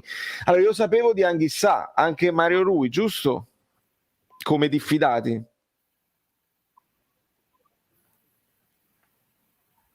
Ci siamo frizzati? Forse ce la fa il programma con tutti e tre? Forse perché sto pure sull'altra piattaforma. Io ti lascio. Dai, ti bacio, Alberto, grazie mille. Un bacione. Arrivederci Guido. Grazie Alberto, grazie. Allora Guido, ci chiedevano sui gialli, sui diffidati, sulle ammonizioni, perché qualcuno già in prospettiva Spezia mi diceva meglio non far giocare Anghissà. Anche Mario Rui è diffidato, e Dem Di Lorenzo hanno 3 cartellini gialli, anche Rachmani se ben ricordo, fammi vedere, anche Rachmani. E vabbè, Osimhen è infortunato di lungo corso. È facilmente raggiungibile, Osimhen. Stanno facendo la maschera, hai sentito? Quante settimane che doveva già essere convocato? Sì, dopo una, ti ricordi, dopo una partita anche. Poi però vedi, Vabbè. si illudono i tifosi che in perfetta buona fede, giustamente il tifo è amore e passione, e come ha detto il mister, ha detto tu lasci la fidanzata, ti fai 10 km per un secondo che vedi passare un pullman. Che bel passaggio. Quindi è E tutto quasi così. ricorda la cosa di Sì, sì, sì. Sorrentino, no? Perché tu tra una Sì, donna sì. e Maradona che scegli? Maradona. Mamma mia, tu non sai, tanto devo fare i ringraziamenti a chi ha visto il video, le scuse che non ho postato ancora video, una settimana tremenda, un sacco di problemi. Poi per me è un canale ancora artigianale, diventerà un po' diverso dal 2022 ed è bello come viene percepito da chi ha uno sguardo cinematografico, da chi è napoletano e da chi odia Napoli, no? E da chi odia Napoli c'è un odio a prescindere del film, come di solito viene odiato qualcosa per ignoranza e razzismo, quando invece, soprattutto chi ha la mia età, io purtroppo sono più grande di Valerio, ricorda benissimo quelle emozioni, e non è una sciocchezza, ho detto, quella di preferire qualcosa che non dovrebbe essere preferibile, perché addirittura sono le prime esperienze sentimentali, no? Quindi immagina il sogno, però Maradona era qualcosa che andava oltre, addirittura una donna bellissima. Ma torniamo. Poi mi fai dire mi dici chi era questa regista che è rimasta sconvolta dai tagli di inquadratura, immagino, e dalle soluzioni ardite di Sì, Sorrentino. sono tante. Lei non fa Perché questo qui... regista, ma si occupa di cinema, è venuta anche a Roma per dei festival e quindi fa questo passaggio ha un'associazione, insomma, che si occupa di valorizzare tra l'altro gli italo-americani presenti in America che si occupano di cinema e spettacolo, e quindi quando lei ha guardato questo film mi ha scritto subito vedilo al più presto perché ne dobbiamo parlare. Ci sono state delle scelte, lei dice proprio bold, proprio coraggiose, che un regista americano non avrebbe mai fatto, e quindi posso immaginare la scena, oramai siamo in spoiler selvaggio, la scena dove c'è la prima esperienza di Fabietto può essere probabilmente agli occhi di chi non ha idea di come poi succedevano delle cose anche a Napoli, può essere una scena più particolare, ma insomma. Ti mando già il primo file, così cominciamo ad avere una trasmissione ritmata. Volevo dire una cosa mentre ti arriva il primo file. Noi siamo la grande bellezza da Valerio, non dimenticatelo mai, ormai abbiamo un alto status, altro che, tra l'altro potevo esordire, l'altra volta ho detto non ci siamo visti, abbiamo perso, ci siamo appena visti con Valerio, con tutti voi, e abbiamo vinto a Milano, ma io, sapete, voglio andare oltre la scaramanzia. Vogliamo dare un grande grazie, abbraccio, oggi è un grandissimo, con la G maiuscola, no? Che sta facendo una puntata speciale della sua trasmissione nella città più disperata, più brutta, più maltrattata, ma stranamente così magica come Napoli, che è Alberto Angela. Sì. Quindi preferisco rispondere con la bellezza di una trasmissione che guarderemo, e sarà sicuramente piena di bellezza, che di uno staff serissimo, un professionista serissimo, che poi comunque continua a stupirci, piuttosto che dedicarci al tweet di una persona che forse era un po' stanca in quel momento. Allora, cominciamo a analizzare la partenza del Napoli, la migliore dell'era De Laurentiis, insieme a quella di Sarri, che fece però un po' meglio dopo l'11ª, quindi 31 punti su 33. Come vedemmo, io dissi, attenzione, chiaramente qualcosa di storico per il Napoli, ma per un campionato così scadente non aspettatevi, anche perché le piccole sono proprio piccole, devi poter steccare pochissime partite, insomma quelle cose che ci siamo detti, e alla fine non è che abbiamo fatto il vuoto, chiaramente, 12 punti Atalanta, Lazio, 13 12 la Roma, 13 la Lazio, 16 la Juve, che fa quasi impressione a leggerlo, 7 l'Inter, che però aveva avuto degli scontri diretti, è vero, aveva staccato la partita con la Sampdoria 2-2. Purtroppo nelle successive 7, dove il Napoli avrebbe dovuto semplicemente tenere botta, cioè difendere, fare anche un andamento meno che mediocre, i 10 punti della Lazio, che è l'ultima di questa classifica, delle successive 7 giornate, 7 su 21 è meno del 50%, 7 su 21 significava oggi avere 41 punti e 3, speriamo tutti la settimana, mercoledì prossimo, erano i 44, addirittura non i 43 auspicati, studiati, detti con voi nel canale da Guido più volte. Abbiamo fatto molto male, 8 su 21, e invece l'Inter ha messo la quinta la partita prima del Napoli, anche l'Atalanta, perché 19 su 21, 18 su 21, e anche una Juve modesta, 16, che insomma è parecchio chiacchierata, una Fiorentina modesta tutto sommato, una Lazio che si è parlato di esonero di Sarri, hanno fatto meglio del Napoli. 8 su 21 è proprio poco su 7 giornate, quindi il calo c'è stato, e vi voglio far vedere, prima di provare a analizzare il perché, le varie ragioni ci può essere questo calo, un altro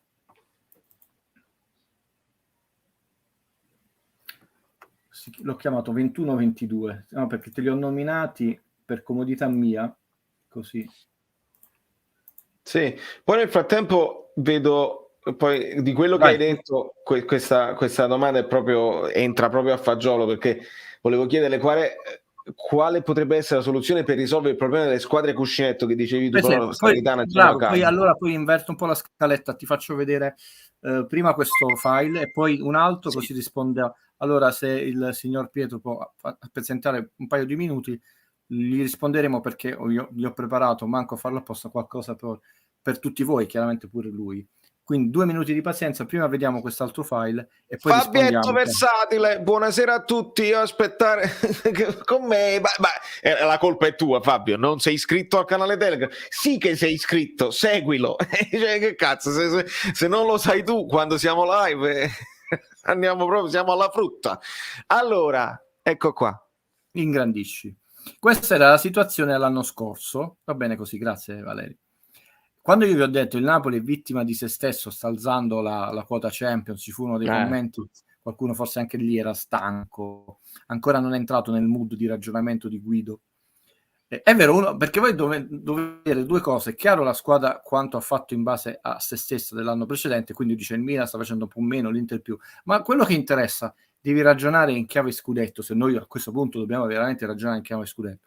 La prima ha gli stessi punti della prima dello scorso anno, la seconda ha un punto in meno, non è importante chi sia la seconda, quanti punti aveva la seconda, la terza ha 3 punti rispetto alla terza dell'anno scorso e la quarta ha 3 punti in più della quarta dell'anno scorso. È come se non si è alzata la quota Champions.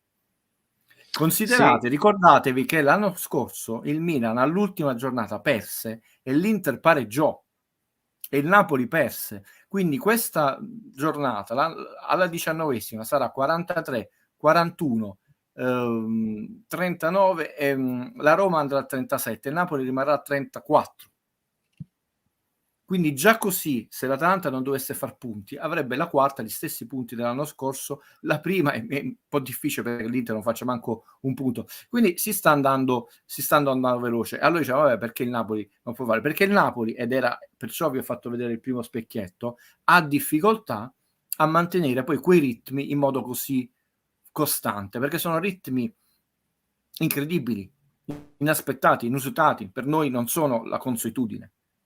Questo vi deve entrare nella mente. Lo so che il 99% dei miei colleghi dicono perché ma non sono per noi la regola andare per 18-20 partite a 110 all'ora.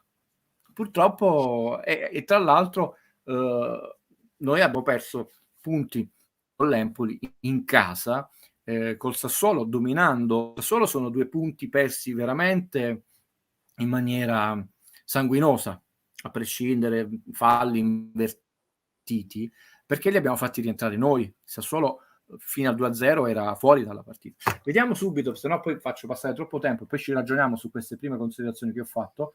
La domanda che l'amico ha posto a me, ma chiaramente è come se la pose a tutti e voi, che era il campanello d'allarme, il signor Pietro, che io vi ho lanciato alla prima giornata, perché lo sto studiando da anni, alla seconda, alla terza, alla quarta, adesso vediamo alla 18esima, se avevo ragione io o no.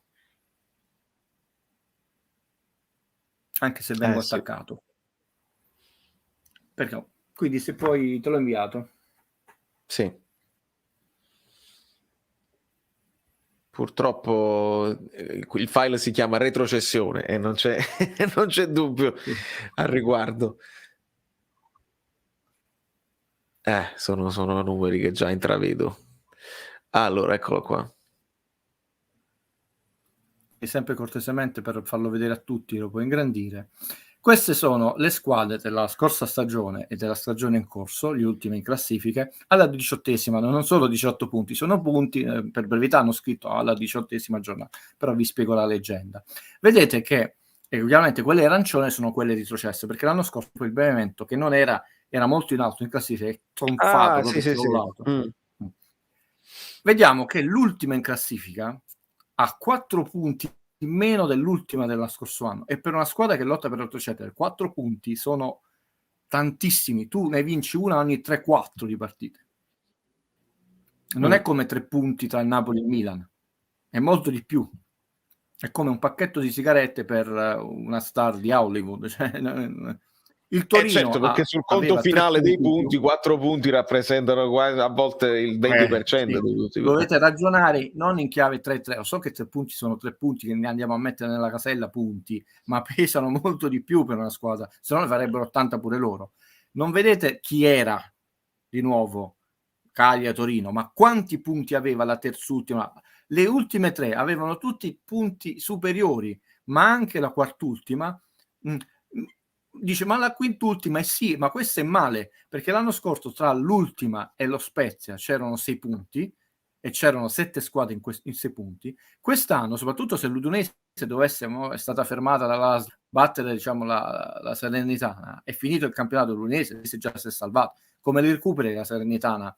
L'Udinese va a 23 punti, la Salernitana rimane a 8, il Cagliari gioca con la Juve. Cioè le ultime 4 rischiano di fare un campionato a sé stante, creando un grossissimo limbo di squadre che a un certo punto a certe partite non le possono non giocare a scelta loro. E lì il quando diventa difficile. Andatevi a vedere quando il Napoli affronterà le ultime della classe. Li affronterà prima e non dopo, entro la 24ª giornata, quando tu ancora provi a buttare sangue e a vedere se riesci a fare dei punti per sperare di non retrocedere. Sono già retrocessi, cioè Salernitana è già retrocesso, cioè deve venire veramente un alieno e far diventare alieni tutti i giocatori che c'ha, come vecchie star, Platini, Maradona, Rummenigge, eccetera, allora si salva. Cioè, sono punti alla mano. Ma questa cosa, infatti, complessivamente queste squadre hanno fatto 102 punti, complessivamente, nonostante l'Udinese ha fatto più punti della Spezia e anche di se stessa, della Sampdoria, della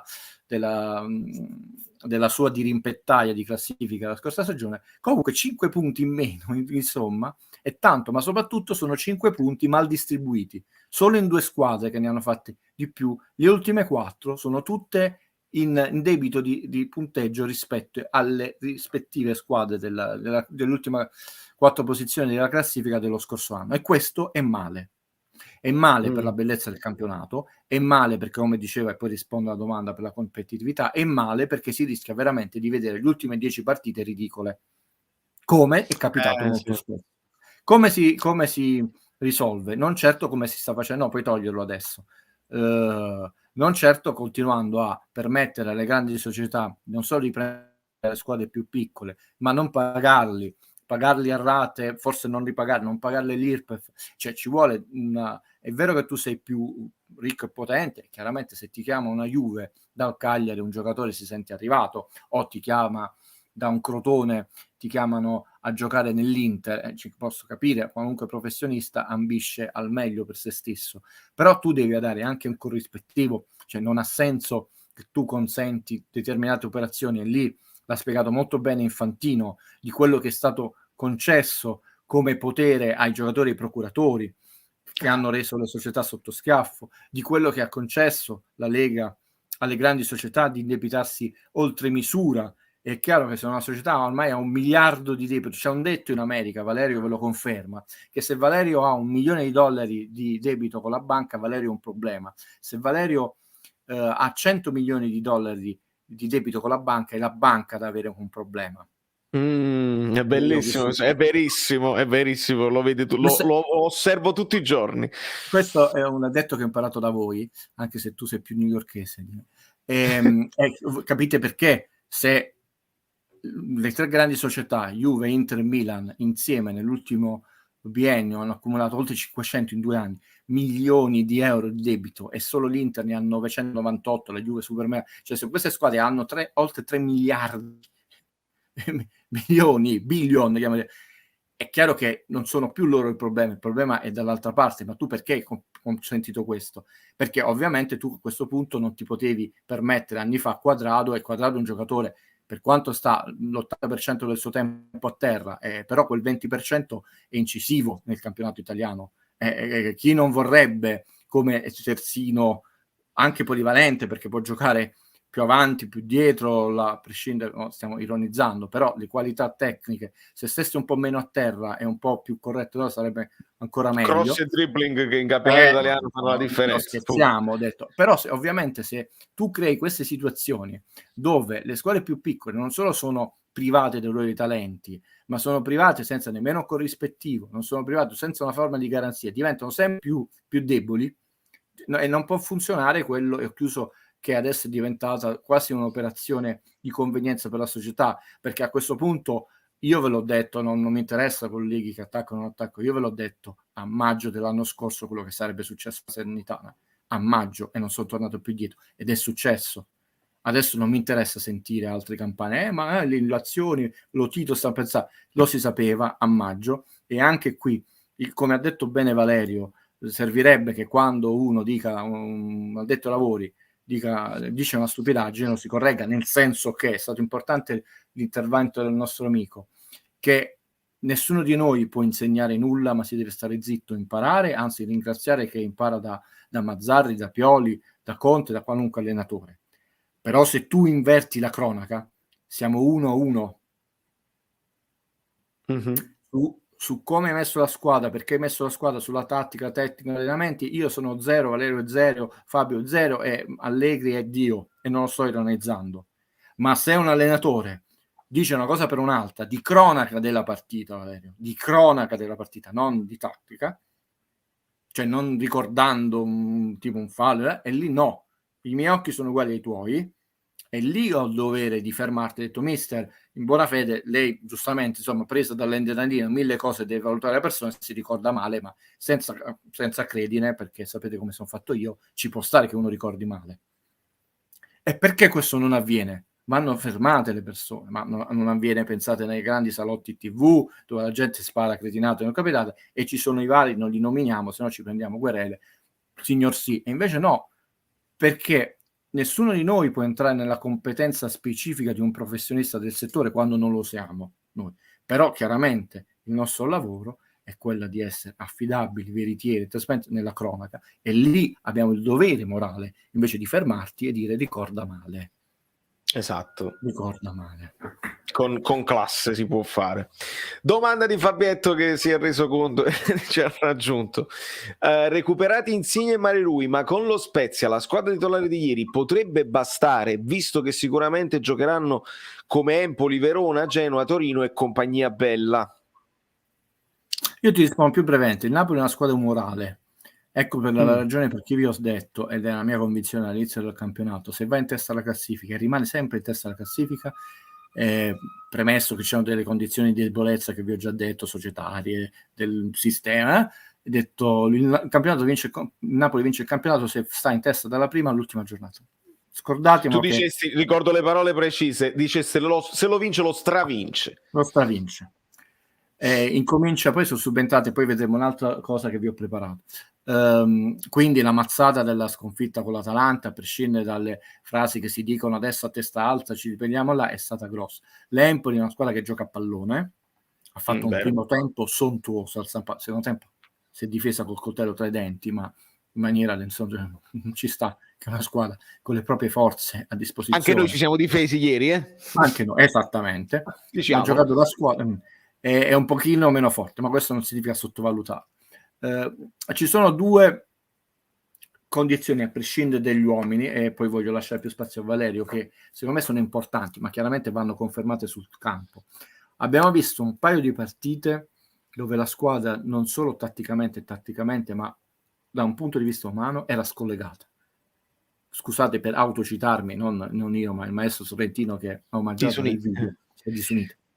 Abbiamo visto troppi giocatori che secondo me si sono presi anche per un paio di azioni l'applauso e gli onori della cronaca e qualche 7 in più, però non bene. Ieri il Napoli mi ha fatto un'impressione mostruosa. Sapete quanto io sia tirato di manica con i voti, perché dal primo secondo di gioco al 97esimo e 0 qualche cosa, perché il recupero ha giocato di squadra. Tutti tranne un ass a cui dobbiamo tirare, e anche Spalletti, lui se n'è andato, ha detto adesso vai con i tuoi compagni a ringraziare il pubblico. Sì, ho visto. Ma gli 11 iniziali e i cambi tranne lui hanno giocato di squadra, facendo le scelte giuste, aiutandosi. Poi c'era di fronte un avversario fortissimo che gioca a San Siro di fronte a un pubblico che non è i 20.000 del San Paolo, che gioca a folate. La difficoltà di affrontare il Milan, che non è l'Inter, Arciere gioca a folate e quindi ti può imbucare in quella folata. Lo Spezia, e io sapete non ragiono 4 punti, perché sennò a questo punto dovrei mandare gli screenshot di quelle note trasmissioni dei 50-52 punti tutti pronosticati del Napoli, e io senza fare queste cose ho detto dai miei calcoli da uomo semplice, se Napoli mi fa 43 punti abbiamo fatto tanta roba, se ne facciamo 42 punti Guido Gentile si sarà sbagliato di un punto, uno alla prima. Però lo Spezia mi dà meno preoccupazioni, ma prudenza, calma. Quindi più tanto degli uomini che stiamo recuperando, finito, scusate, sono stato lungo, e questa ritrovata compattezza. Non a caso ieri non abbiamo preso gol, pur giocando a San Siro col Milan. Dici, com'è? Sei stato capace di prendere 3 gol in casa dall'Atalanta, in casa tua, un gol in casa dall'Atalanta, e non hai preso manco un gol, pur, a parte che è tornato anche si sente prima partita che il Milan non segna, leggevo, sentivo. Prima partita che il Milan non segna, perché quanto è importante stare in campo bene. Rispondi tu, perché poi ti mando un altro screenshot. Sì, allora qua ci troviamo di fronte anche al dilemma, insomma, confermare la squadra che vince non si cambia. Era un altro calcio quando, secondo me, squadra che vince non si cambia, anche perché tu al massimo ne cambiavi 1 o 2, perché quelli avevi. In questo caso tutti gli incontri, tutte queste partite ravvicinate, secondo me, se Mario Rui sta bene deve assolutamente giocare, può bastare, però ci troviamo di fronte a un Dem che sta peggio di Lobotka. Lobotka l'ho visto molto meglio, non solo per le caratteristiche poi tecniche che Lobotka ha di regia, e quindi è anche più visione periferica probabilmente in questo momento di Dem, ma Dem lo ha sempre anche fatto, andarsi a prendere il pallone, farsi vedere. In questo momento sta proprio sta più in ritardo, e quindi inserimento di Lobotka sicuramente. Su Anghissà va fatto il discorso della paura del cartellino giallo, e quindi Spalletti c'ha questa gatta da pelare, però poi confermerei quello che c'è stato, anche per dare il premio. Spalletti ha parlato di premio, questa vittoria è un premio per i giocatori che l'hanno ottenuta, e quindi sotto questo punto di vista bisogna confermare quanto di buono si è fatto. Io penso solo che potrebbe esserci l'inversione, parte Mertens e subentra Petagna, questo potrebbe essere. Perché poi te l'ha detto, io gioco un po' di più, sto giocando poco. E poi si è detto anche una cosa molto grave, non per lui ma per altri giocatori: se me ne andrò col sorriso. Io ve lo dissi dal primo giorno, ho detto Mertens non ci creerà problemi, ho detto stretta di mano, ci siamo piaciuti, basta. E ho detto non creerà rotture nello spogliatoio, l'impatto sarà triste della separazione, però il sapore nel corso degli anni sarà sempre dolce, non dolce amaro, perché della vita è normale. Ed è non era una frecciata a nessuno quella di Mertens, però è importante per l'ambiente, è importante per i compagni, è sempre più capitano in pettole. Allora, ti ho aggiunto un po' di dati a quel famoso specchietto che qualcuno contesta, non so che cosa, di dati sbagliati, non so, me li ho controllati e ricontrollati, anche qui la gente a volte beve troppo Questo è un wishful plan, Luca. Rui a sinistra e Malquit al posto di Lorenzo. Io lo farei, sinceramente, perché Malquit l'ho visto bene e Di Lorenzo deve riposare. Io lo farei. Se vai a vedere le ultime righe, sì, allora ingrandisco per far vedere meglio le ultime righe. Solo le ultime tre, proprio gli ultime tre. Anzi, no, lascia questo, va bene. Perché c'è un'altra cosa interessante. L'indisponibilità per infortuni l'anno scorso a questo punto era 35 giornate perse per giocatore, cioè i giocatori erano 17 per Covid, 3 per squalifica, in totale 55 se non sbaglio. No? Caspita. Quest'anno 63 per infortuni, 8 per Covid, nonostante i vaccini, 2 per squalifica, 73 giornate perse. Ovvero giocatori che non hanno potuto giocare, no? È bellissima sta cosa, Guido. Sono quasi 20 in più e abbiamo fatto più punti. L'emergenza, ragazzi, c'è stata e come se non c'è stata.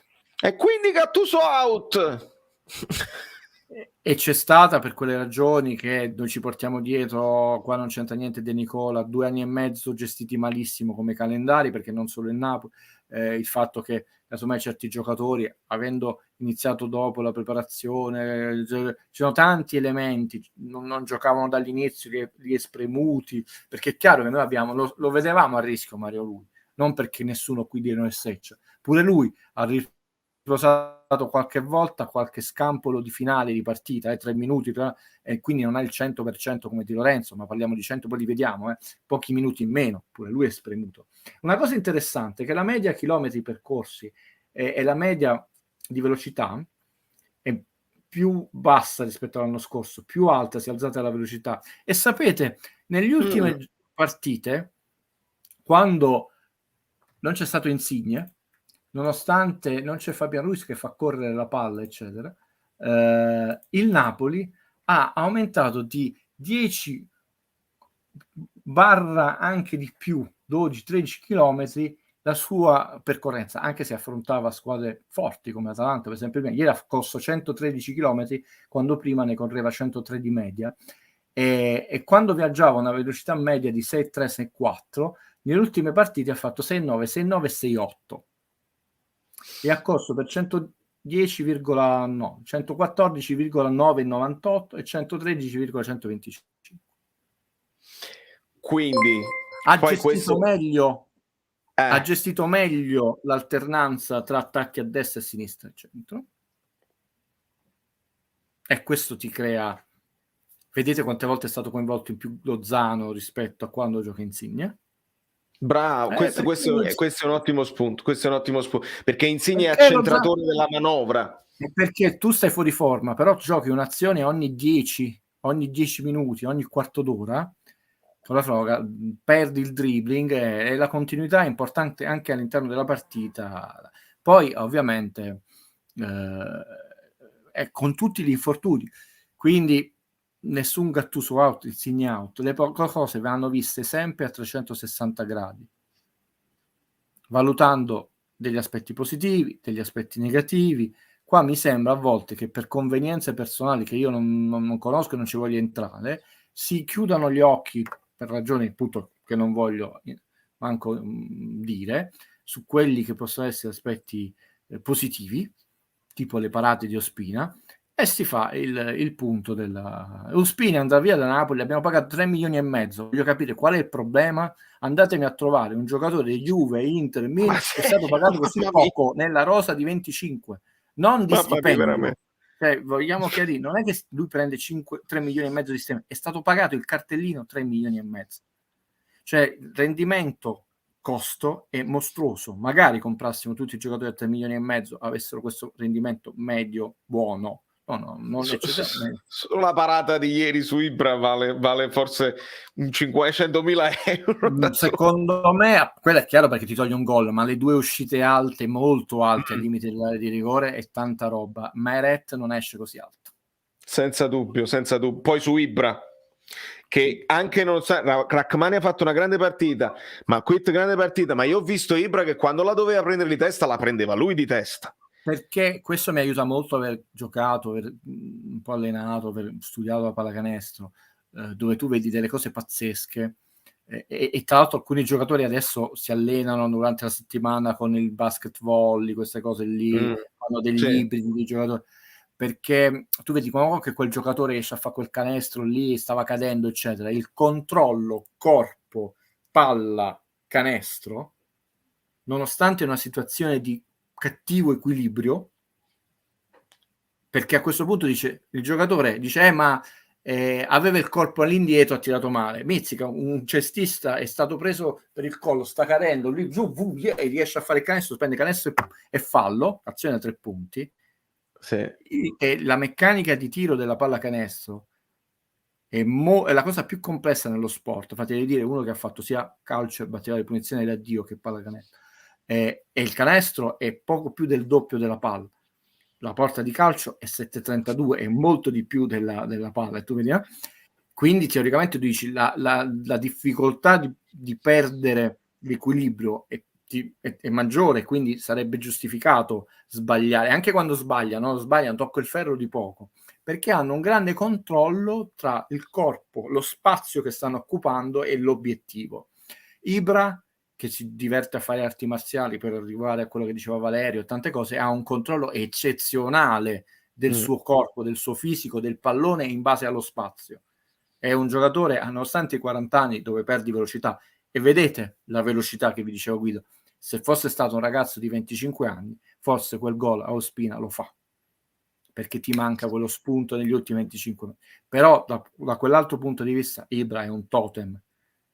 Infatti a volte con quelle gambe che sembrano quasi delle stampelle prolungate ti fa delle cose, ma è questa la ragione, non è solo essere un campione, uno deve spiegare perché quei giocatori raggiungono quei livelli, perché hanno questo in più: il controllo, corpo, palla, spazio, obiettivo. E anche un po' di cazzi di personalità, non ha paura di far male. Quella è uno che vuole vincere, uno che se la va sotto, e lui è uno che se vuole vincere. Esatto. Ringrazio Luigi Della Vecchia che ci ricorda la citazione di Sorrentino. Non ci disuniamo. Ciao Valerio, ciao Guido, ciao tutti. Può essere che i nostri, essendo più tecnici che fisici, abbiano risentito troppo gli impegni ravvicinati. Non solo poi più Luca tecnici, ti chiede anche più leggeri. come curiosità, quanto tempo ci impieghi a prendere tutti i dati. Non solo più tecnici, più leggeri, ma tutta una serie di fattori. Una squadra che ricorre raramente al fallo, che tranne qualche azione, perché avevamo Osimhen, un paio di belle azioni. Ieri di nuovo una bella azione sul calcio d'angolo, per poco non l'abbiamo fatto gol, però noi giochiamo prevalentemente palla a terra, non la buttiamo mai. Giuntoli oggi ha detto una cosa importante, perciò non si deve mettere in mezzo Maradona, Di Stefano, Vinicio, eccetera. Ragazzi, con la regola che si può iniziare l'azione da dentro l'area piccola del portiere, prima invece dovevo uscire dall'area grande di porta, e quindi tu puoi avere dei giocatori avversari che ti prestano anche il 4-5 già nella metà campo. Il calcio questa cosa ha cambiato, no? Ha detto, quindi e significa uno spreco di energia. No, non ti preoccupare, ormai sono organizzato, ma lo devi fare quotidianamente. Almeno io tutte le cose le faccio quotidianamente, perché poi controlli se ci sono errori. C'ho tutta una verifica di errori che possono esserci. Una volta c'era una sbavatura su una media palla, Valerio me la fece notare, sono umano, io sbaglio tranquillo, però ho detto la mia metodologia è quello di farlo a notte fonda, quotidianamente, e non accumularmi settimane e settimane. Sarebbe impossibile poi. Ma poi accumuli un sacco di errori. Guido, un'impressione su Ghulam. Io l'avrei sentito, magari io ho avuto l'impressione che lui fisicamente è in grado di prendere un pallone di testa, sicuramente, però se succede il marasma, ancora non l'ho visto proprio in grado di affrontare una partita, nemmeno, secondo me, non ha 20 minuti di buon livello. Come la vedi? Ma ci sono due fattori secondo me da dire: il fatto che lui non posso, chiaramente è uno degli auguri più di cuore che posso fare nella mia vita, e quindi mi auguro di sbagliare. L'impressione, anche avendo parlato con qualcuno, che non tornerà mai più quello di prima. Tra l'altro sono passati anche anni, quindi invecchiamo e non rigiovaniamo.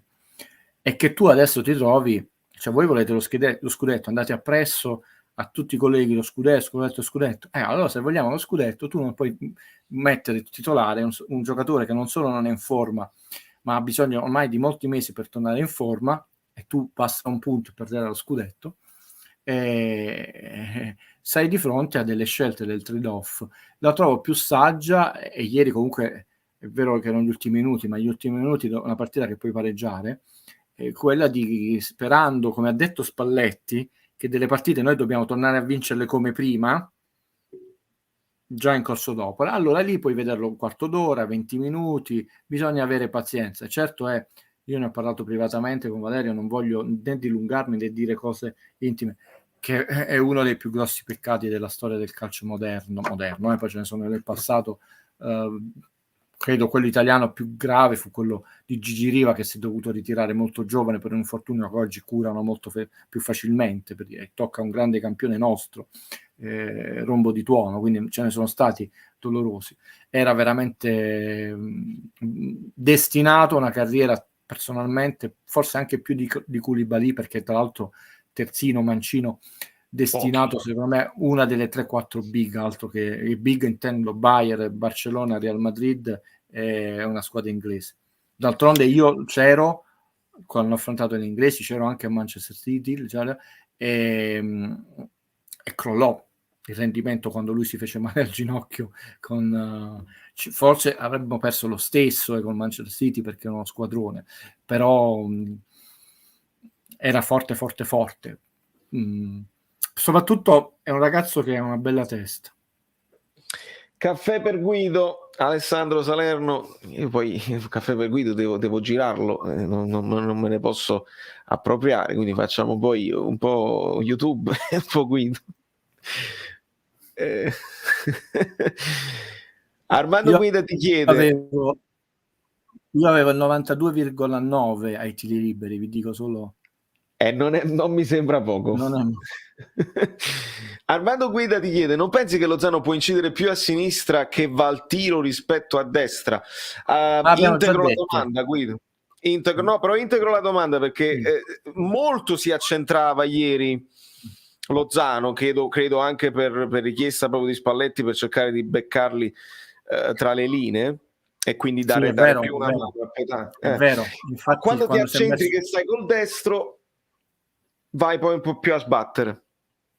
In questo momento io non credo che sia in questo momento una questione di destra o sinistra, è che lui deve ritrovare certe confidenze, oltre che col gol, perché lui dribbling invece, ricordiamoci, l'anno scorso lo fermavano solo con le cattive, era un'ira di Dio, era diventato imbarazzante ogni domenica l'avversario. Lasciava proprio sul posto gli avversari. Prima che destra e sinistra. Aspettiamo gennaio, aspettiamo il buono, il brutto e il cattivo e poi ne riparliamo. Su questa domanda non è che sto svicolando, mettiamo un asterisco per ora. Detto, la prima cosa che noi dobbiamo recuperare 2 giocatori importanti. Uno è Lozano come testa, perché quelli infortunati stavano giocando bene. Abbiamo capito che Marek Hamsik, forse perché lui è un ragazzo educato come me, forse che non alza la voce, è timido, ma quando diceva ragazzi sa giocare a pallone bene, abbiamo visto che sa giocare bene. C'è stato più di un collega dopo la partita meravigliosa che ha fatto, ha detto ma questa è l'unica, scordatelo che questo è Lobotto, è solo oggi un caso eccezionale, poi ne ha fatto un altro, l'infortunio, tra l'altro in un dittico importante Bergamo e Empoli, è stato l'ennesima mazzata, perché e quindi aver introdotto Rachmani, che ormai è diventato un titolare, ma ci manca un centrale, aver introdotto Lobotto, noi non possiamo avere 13 persone se vogliamo andare in Champions, dobbiamo avere 18 persone di un buon livello e i nostri 2-3 fuori classe devono fare il loro, ma 18 persone, scordatelo, che e Lozano è uno di quelli che deve tornare. A me non preoccupa Petagna che non fa quel gol, a me preoccupa Unas che è svogliato, perché Petagna concentrato, combatte. Tra l'altro ieri, tra le tante azioni che vorrei sottolineare, ce n'è stata una dove tu vedi un giocatore che ha più talento, più personalità, non si va a mettere in quel cul-de-sac, quando alla fine è stato pressato fino a quasi la bandierina del nostro calcio d'angolo, quando lui aveva preso bene palla, aveva difeso bene palla, però non ha quella velocità di pensiero di Hamsik o di gestione di Jorginho. Quindi quelle attese, poi è stato pressato da 1 a 2, non ha perso palla sulla tre quarti, non ha perso palla vicino all'area di rigore e poi si è liberato palla. Ecco, questo a me piace, quando un giocatore è nel match, Valerio, e anche se ha quei mezzi tecnici, è chiaro, lui è stato servito da Malquit, quell'attesa, quel ricontrollo della palla, e lei dice lì tu vai, sei un giocatore freddo, sei Zeco, boom, controllo, tiro, angolino, il vecchio Caleon, quei gol, quello era il suo gol, a incrociare sull'altro palo. Per la prima parte della sua carriera ce ne ha fatti tanti e belli, proprio una rasoiata. Quindi, tra l'altro, tu non hai preso Petagna per essere il leader del Napoli, hai preso come terzo. È chiaro, è un terzo meno forte di un terzo dell'Inter, però non possiamo mai dire che è entrato in campo in nessuna partita svogliato, incazzato con i compagni, soprattutto che ha fatto scelte sbagliate. Poi c'hai quei piedi, quello che è importante vedere in una partita, se tu fai la scelta sbagliata, addirittura ha fatto 2 assist in 2 partite, 2 gol importanti, no? Però giocatori che hanno una classe superiore non possono entrare in così svogliati. Quelli no, perché tu non puoi andare avanti con 12-13, lasciamo a Mazzarri, al maestro Sarri, che voleva conquistare il palazzo, queste cose, 12-13 persone. Ieri Ambrosini a un certo punto ha detto, perciò Napoli ha sofferto, il Napoli è stanco. Il Napoli è stato stanco con il Sassuolo, però non aveva Fabian Ruiz e chissà che casomai si sono fatti 70 minuti da Dio e poi puoi mettere Lobotka e Elmas che si fanno 22-25 minuti da Dio. Parti con quello perché è anche indietreggiato, bravura del Milan, più chili, più quello va, però non sono robot e stanno giocando sempre le stesse persone. Però quello che è importante è entrare con concentrazione, con qualità e facendo le scelte giuste. E ci sono dei giocatori che sono meno dotati che stanno facendo molto molto bene. Abbiamo bisogno di avere uno per reparto, difesa, centrocampo e attacco, che ci diano garanzie in tutte le partite, altrimenti non ce la si fa.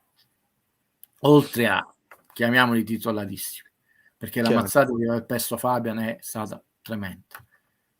Come stava giocando a centrocampo, i ritmi giusti, la personalità, lo scambio, la copertura sui passaggi, il tiro, ragazzi, questo aveva già fatto gol. Il gol e la fisicità che Spalletti ci sta ricordando. Ragazzi, Spalletti veramente, io per questo non è che voglio fare un video in più, ma quando dice delle cose, Spalletti ci fa capire calcio, ci sta facendo capire i limiti storici che ha avuto il Napoli nei vari anni, e lui ce lo dice: io devo usare per forza Petagna se mi vengono a prendere alto, perché mi serve un po' di fisicità. E qui entra anche il discorso di leggi questa domanda su Elmas dell'amico Bellino, perché a parte che è un mio pallino, esatto, voglio dire una cosa aggiuntiva, leggila perché è importante. Sì, Giovanni ti dice: solo a me Elmas piaceva anche nelle partite in cui veniva criticato, anche l'anno scorso.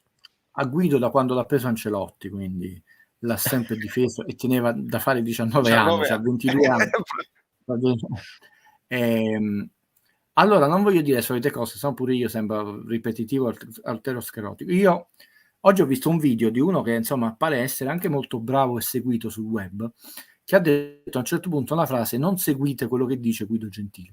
Questo ragazzo, che credo che stia a New York, è bravissimo, seguitelo, non seguite quello che dice Guido, non seguite quello che dice Guido Gentili, non seguite quello che dice Valerio Fulvio, non seguite quello che dice nessun collega, ma però se tutti coloro gli dicono che Spalletti è bravissimo, addirittura insultano Gattuso e continuano a insultare, ma finalmente abbiamo un allenatore, allora mettiamoci in pace col cervello. Se è così bravo, perché è così imbecille da dargli tanta fiducia, tanto spazio, eccetera?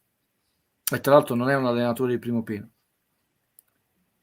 Ancelotti era bollito, siccome lui più di tutti noi messi insieme, perché io so sempre 15 partite di distanza da quell'arbitro in Serie A, Valerio, faccio ancora in senso a pigliarlo, non ha più arbitраto, vabbè. Lo Spalletti è difficile prenderlo. No, non abbiamo un minuto di panchina tutti insieme, quindi detto, il ragazzo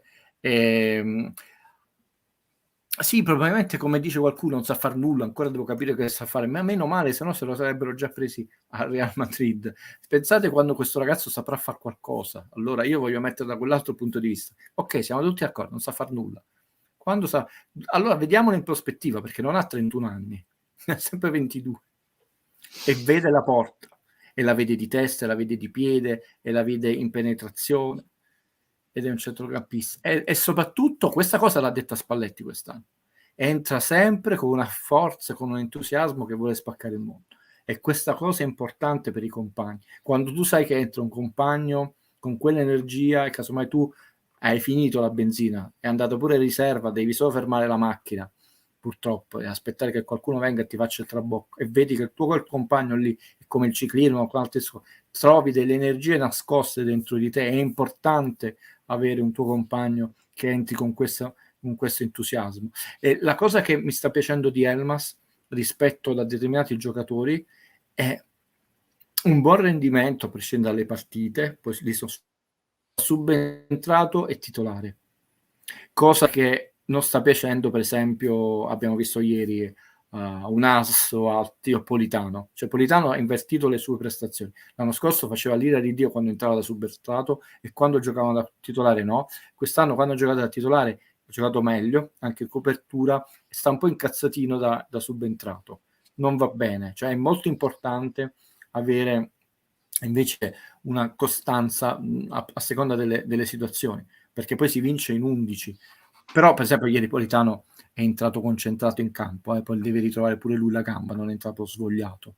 Poi il Milan gli ha dato anche poche possibilità per mettere in luce le qualità offensive.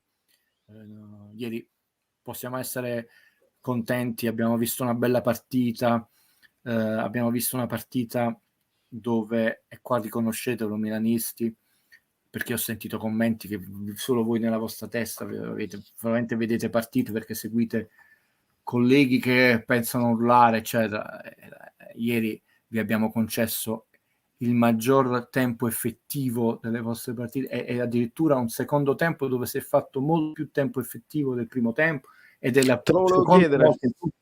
seconda volta in tutto il nostro campionato. Cioè noi ieri abbiamo fatto il 30 e 31, è il record di tempo effettivo di tutte le 18 partite.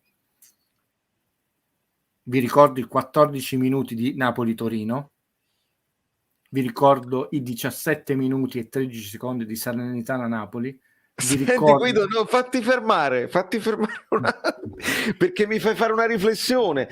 La Paramount Plus sul loro YouTube ufficiale Gollazzo, loro fanno gli highlights e poi fanno gli extended highlights, cioè gli highlights estesi. Nella partita di ieri sono usciti 21 minuti di highlights, che è un record. Infatti di solito è 13 quelli extended.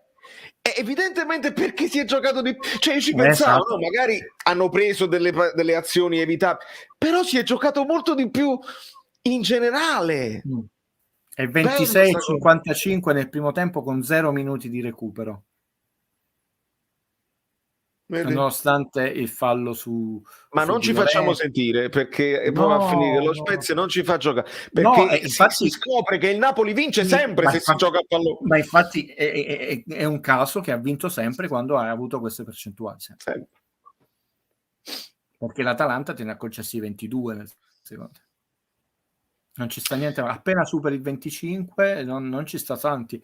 Infatti tu quel gol non lo prendi, che poi è stato giustamente annullato o ingiustamente, perché secondo me è un gol da annullare. Io ho fonte certa, Juan Jesus non si era lavato i denti, fonte certissima, e giustamente il giocatore del Milan glielo stava ricordando: lavati i denti. Quello non era un abbraccio per il collo, era per dire lavati i denti. Era fidatevi. Ho fonte certissima. Si vede bene. Non posso dire dentista di Juan Jesus, è fonte certissima. Qua dice proprio non guardare, c'è sta il film di Paolo. Lavati i denti perché non è cosa tua. Guarda, allora, il grandissimo scrittore Maurizio De Giovanni ha pubblicato questo post con una grande signorilità. Detto a volte sarebbe meglio tacere, si è più eleganti. Ecco, io che sono scrittore molto meno talentuoso di Maurizio De Giovanni, ho detto: ti cito, grande Maurizio, hai ragione, è uno di quei casi dove uno fa meglio a star zitto perché fa più bella figura. Doppia domanda in vista dello Spezia, anche perché Guido non c'è il tempo di ricciatare, perché domani conferenza di Spalletti, siamo già in vigilia e quindi già dobbiamo pensare allo Spezia, non ce la possiamo godere questa vittoria con me. Invece no, ci godiamo il percorso. No, leggi, perché è importante spiegargli il regolamento.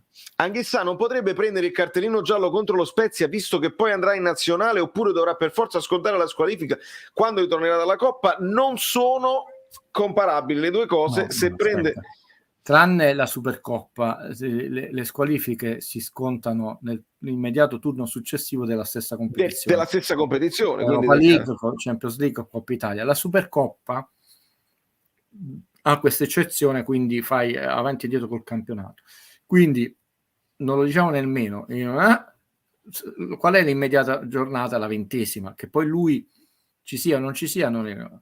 chiaramente alla 21ª lui avrebbe scontato che è presente, tipo Osimhen adesso ha 4 cartellini, è diffidato, non è che è squalificato. Se la volta successiva torna in campo, protesta perché gli hanno dato una gomitata sul naso e prende l'ammonizione, lui salta la partita successiva e quindi subito salta una partita e salta la immediata partita della competizione nel quale ha raggiunto tipo la somma di cartellini 5 o ha raggiunto un'espulsione diretta, quindi campionato per campionato. Per lui va in Coppa Italia, non c'entra assolutamente nulla, lui salta l'immediata giornata.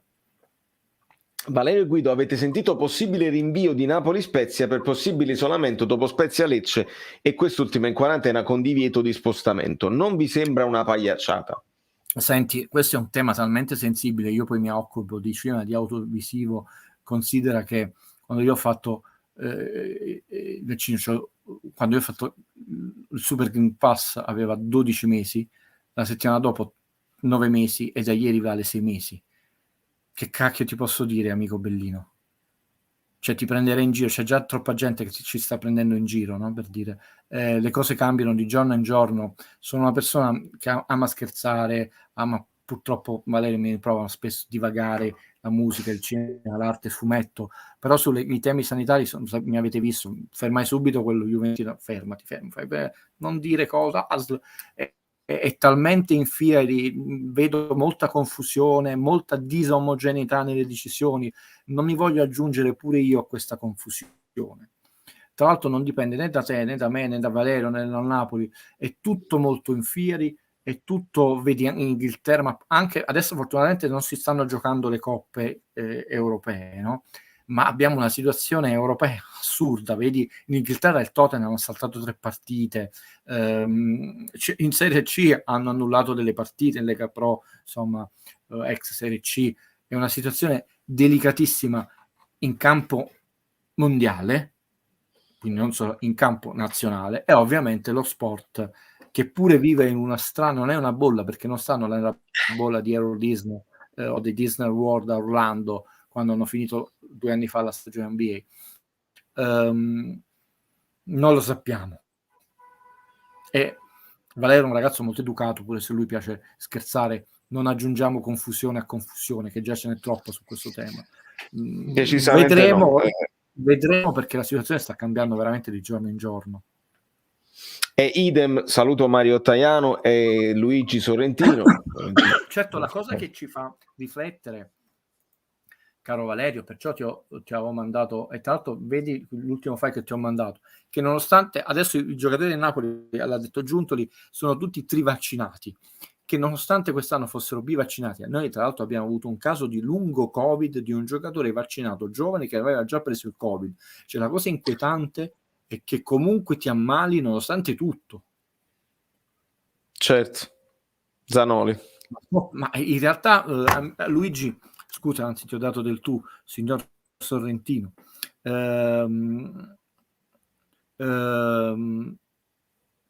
Qua bisognerebbe riflettere su come scusa, se continuare il campionato e su come continuare, perché continuare in questo stato diventa veramente una spada di Damocle continua. Questi sono i minuti saltati, i minuti giocati quest'anno, e quindi vedete che abbiamo per punto, e paradossalmente il long Covid è di un ragazzino, non Denme ha saltato una sola partita, c'era Politano 2, no? È vero che non viene chiamato in campo Zanoli, però non era convocato per Covid per 5 partite ed è un ragazzo che l'aveva già preso ed era bivaccinato. Detto, ci sono giocatori in Inghilterra o giocatori in campionati che il Real Madrid, no, ha dichiarato anche giocatori importanti, anche lo stesso figlio di Ancelotti, tutti dice siamo tutti vaccinati. È una situazione che sta un po' sfuggendo di mano e sinceramente bisognerebbe, questa è un'opinione personale da sportivo. Mi ha piaciuto molto Spalletti quando ha citato un po' la filosofia di Maradona, no? Che lui ha detto io voglio fronteggiare l'avversario al pieno delle sue forze con tutto l'effettivo. Sinceramente a me non piace l'idea di affrontare le squadre meno male così non c'è Ibrahimovic, non mi piace proprio lo spettacolo, non mi piace proprio perché è contrario alla mia filosofia di vita di sportivo e di amante proprio della competizione in modo leale. Non mi piace perché secondo me intanto offri uno spettacolo in diminuizio, cioè se ogni partita tu comunque, sì, già è altro che disunire, la realtà è scadente, no, qua il calcio è già scadente. Io spero che le leghe se lo pongano il problema e non continuano a svicolare, perché poi hai degli imbecilli che entrano nei canali e dicono cioè, non capiscono non solo la situazione sportiva e sanitaria, ma non capiscono quello che stiamo vivendo. Sarebbe bello, a prescindere dalla sfortuna, si spera sempre più lieve, no? Che le squadre comunque avessero la possibilità ogni volta di schierare almeno 21 dei 25 effettivi, cioè sono un sognatore, direbbe tutti e 25, ma così diventa, è chiaro che l'Inter lo può solo perdere lo scudetto, no? Valeri, ma veramente anche se si assenta un mese alla forza poi vedremo anche altri due scrimini. Però tu pensa, se una squadra perde 5-6 giocatori per Covid o perde i 3 portieri, è un punto certo. detto, una cosa è schierare Andanovic, una cosa è schierare un Primavera, ovviamente diventa un fattore troppo scusa Valerio, non dico, troppo a me non piace, troppo legato ad incognite che tu non puoi prevedere. Esatto, le partite sono belle con tutti gli interpreti, con le maglie appropriate che ci fanno vivere il vero sapore del calcio. Guido, da questi numeri ovviamente si vedono i minutaggi, si vedono come e quando non sono stati disponibili ed è chiaro. A me risaltano anche i gol fatti e quindi vedo Zelinski 5, Osimhen 5, Mertens 5, Fabian Ruiz 5. Cioè non abbiamo un cannoniere che si sta prendendo in mano la squadra e tu dici ci punto, noi abbiamo il Lukaku dell'anno scorso, per dire. Esattamente. No? Ed è la domanda che ha fatto, è l'osservazione che ha fatto qualche minuto fa quell'amico Bellino, che è legato appunto che noi sì ci stanchiamo, abbiamo meno centimetri, meno peso, vediamo anche ieri erano tutti se voi andate a fare la somma, io l'ho pure fatta per divertimento, non me la mando perché è mortificante, dei centimetri chili degli ieri giocatori che ha schierato il Milan e i centimetri chili del Napoli, se ci mettiamo io e Valerio in più, ed è illegale mettere 2 giocatori in più, non compensiamo, perché il Napoli avrebbe giocato in 13, ho detto, non compensiamo cioè pensate che sì è Diego Demme. Infatti sembra il figlio che va a prendere all'asilo, chiaramente lo dico scherzosamente. Ma poi lo stesso Tonali mi sembra più grosso di Dem, sì. Perché poi magari un che sì se l'è andato a prendere a chissà e lì te la giochi. Comunque quella è stata proprio la chiave, secondo me, Guido, perché Anghissà lo ha seguito, non dico a uomo ma a vista, perché è una cosa che Pioli fa spesso, di abbassare uno dei 2 centrocampisti tra i difensori centrali e quindi far partire l'azione pulita dai centrocampisti, e Anghissà gli ha dato poco spazio a che sì per impostare l'azione, e quindi hanno poi gestito con queste. Mi è uscita la stessa raspetta di Spalletti, hai visto? Sto diventando Spalletti. Se vedi quest'altro piccolo grafico è utile per ricordarci delle cose, perché noi non ho mai capito se poi io non mi ricordo se siamo ideologici o no. Il canale è ideologico, ma noi non siamo Ogni tanto Vittorio rilanciamento. Pezza, attenzione, aspetta, fammi leggere qua perché sennò questo sparisce. Potresti aggiungere una tazzina per l'espresso, qualche differente design per le magliette, così faccio qualche altro ordine nello store. Supportate Valerio che non ha dormito quasi niente per portare video in live. Allora, Vittorio, io ti ringrazio tantissimo. L'ho fatta vedere a inizio live, Guido. Bella, con È Dios arrivata. Cioè, uno può dire, a questo punto uno dice ho bevuto un OD caffè. Ah, vedi quanto è grande, Madonna mia, che spettacolare. Spettacolare. E dico a Vittorio che ringrazio tantissimo per il supporto infinito che sta dimostrando a me e al canale e a tutta la community, che ci sono dei limiti di prodotti, dato che non li produco io, è una company, come si dice in italiano, un'azienda che ti mette a disposizione dei prodotti, tu fai i design e poi li puoi mettere, loro li producono e li spediscono.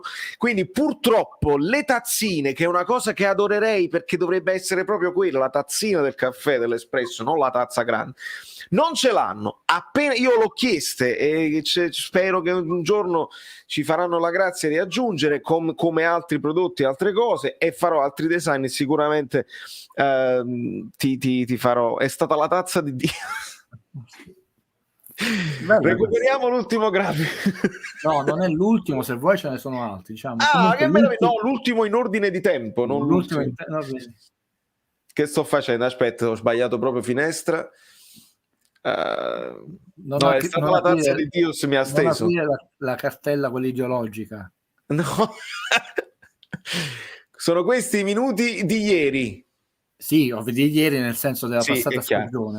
Vedete che noi a un certo punto poi si fece male subito Osimhen, no?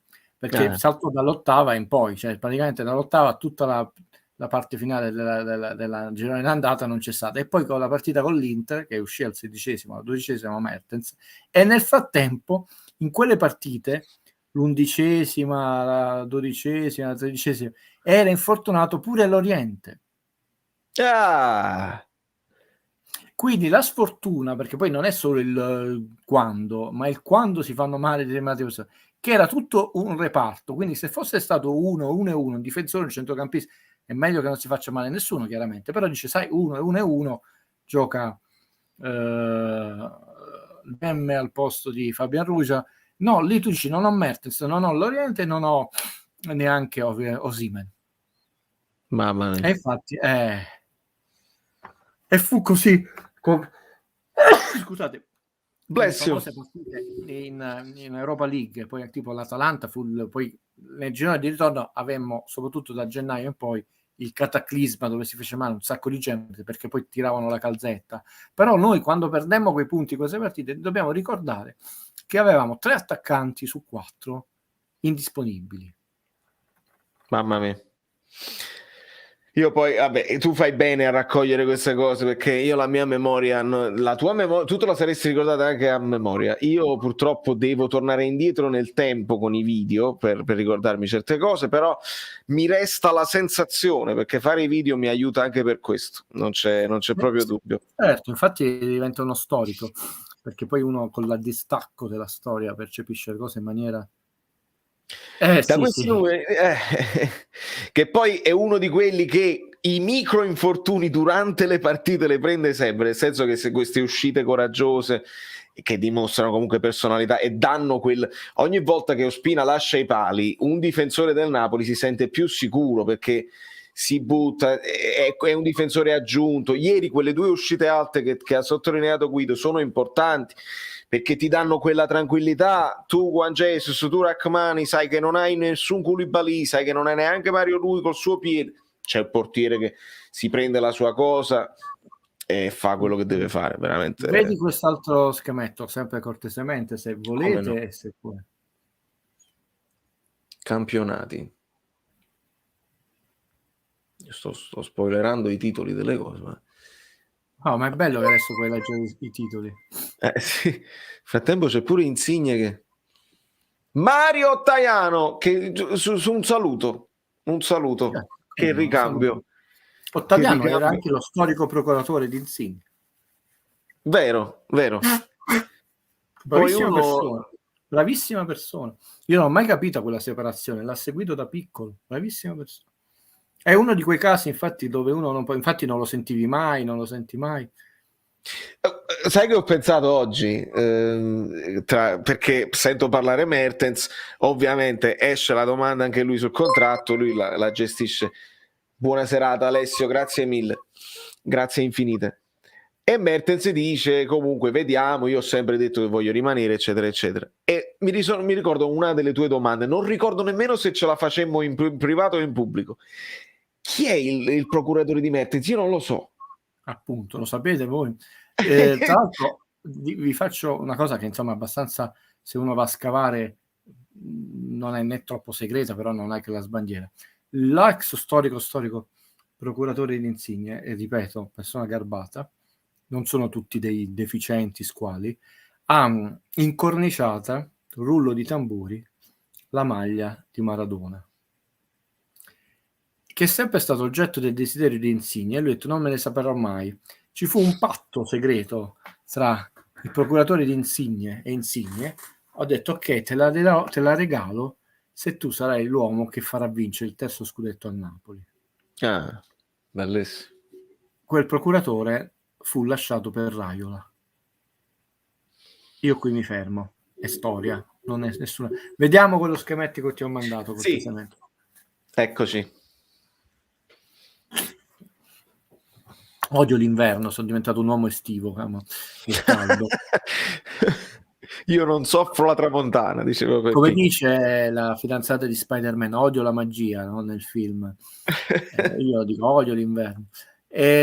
Sono i campionati a 20 squadre. Chi l'ha vinto? L'Internazionale ha vinto solo 3 volte. La squadra campione d'inverno non ha vinto il campionato. Napoli e Milan.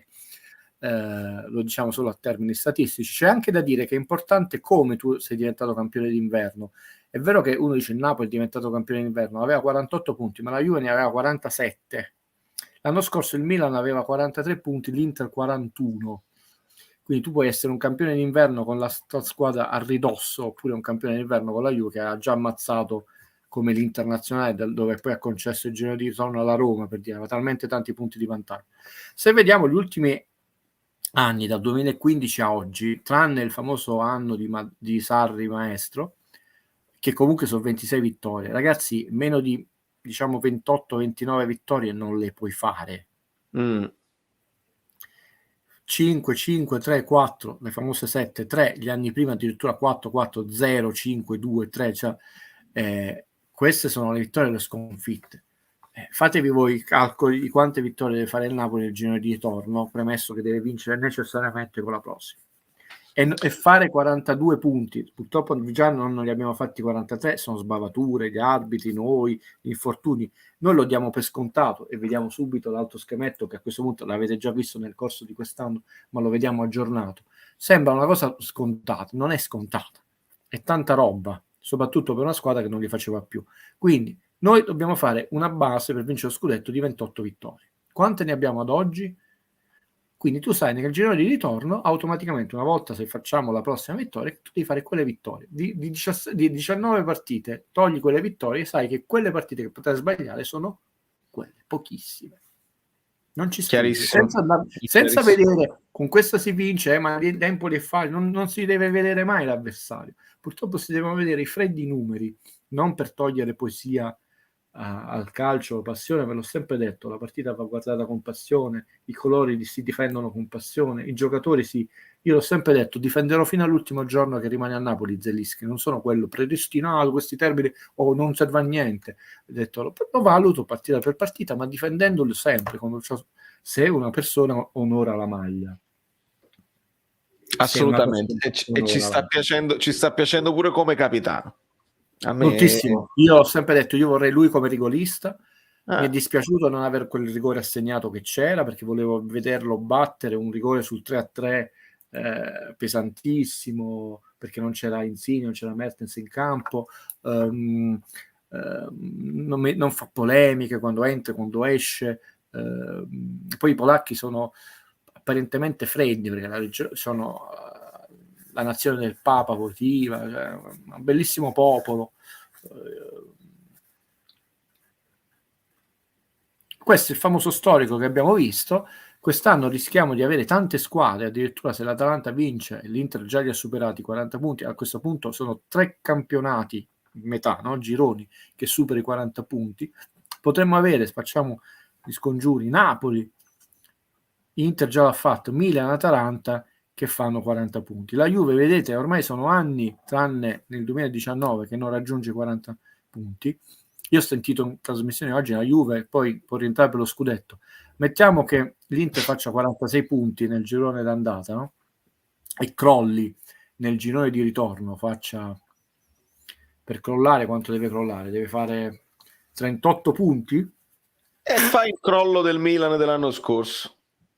36 punti, vabbè, 36. facciamo 36 punti. La Juve deve vincere 17 partite su 19. Punto, fine della storia. Premesso che deve vincere l'ultima, 34 e 51, 85 punti, e sarebbe uno scudetto 85 punti. Cosa assurda. Io poi, riprendendo questo qui, che è pure interessante, ci sono 2 estremi che mi colpiscono proprio a prima vista. Lo scudetto 2011-2012, dove la Juventus non perde una partita, 0 sconfitte, esatto, e vince il campionato con questo stra record. Quello fu l'anno dove fecero 102? No, 102 è quello 2013-2014. 2013-2014. Fecero Con 2 molti sconfitte pareggi comunque. quell'anno. Perché è giusto che fanno 33 vittorie. Quell'altro Quello è dato l'anno del 3-3 del San Paolo, che non fu espulso Bonucci quando sentiamo la doppietta Pandev, che fu la partita recuperata per il diluvio di Cavani. Voi avete la fortuna di avere Guido Gentile, che non ha bisogno di andare Cioè, io con i numeri vicino che stanno scritti e comunque non l'avevo ciecato, Guido se li ricorda. Vabbè, l'altro dato che mi colpisce è invece quello là, ringrazio il Nomade per il bellissimo messaggio, grazie a te ho iniziato a seguire il calcio, in particolare il Napoli. Tu devi essere un amico bellino piccolino e ti voglio bene, ti voglio un bene dell'anima.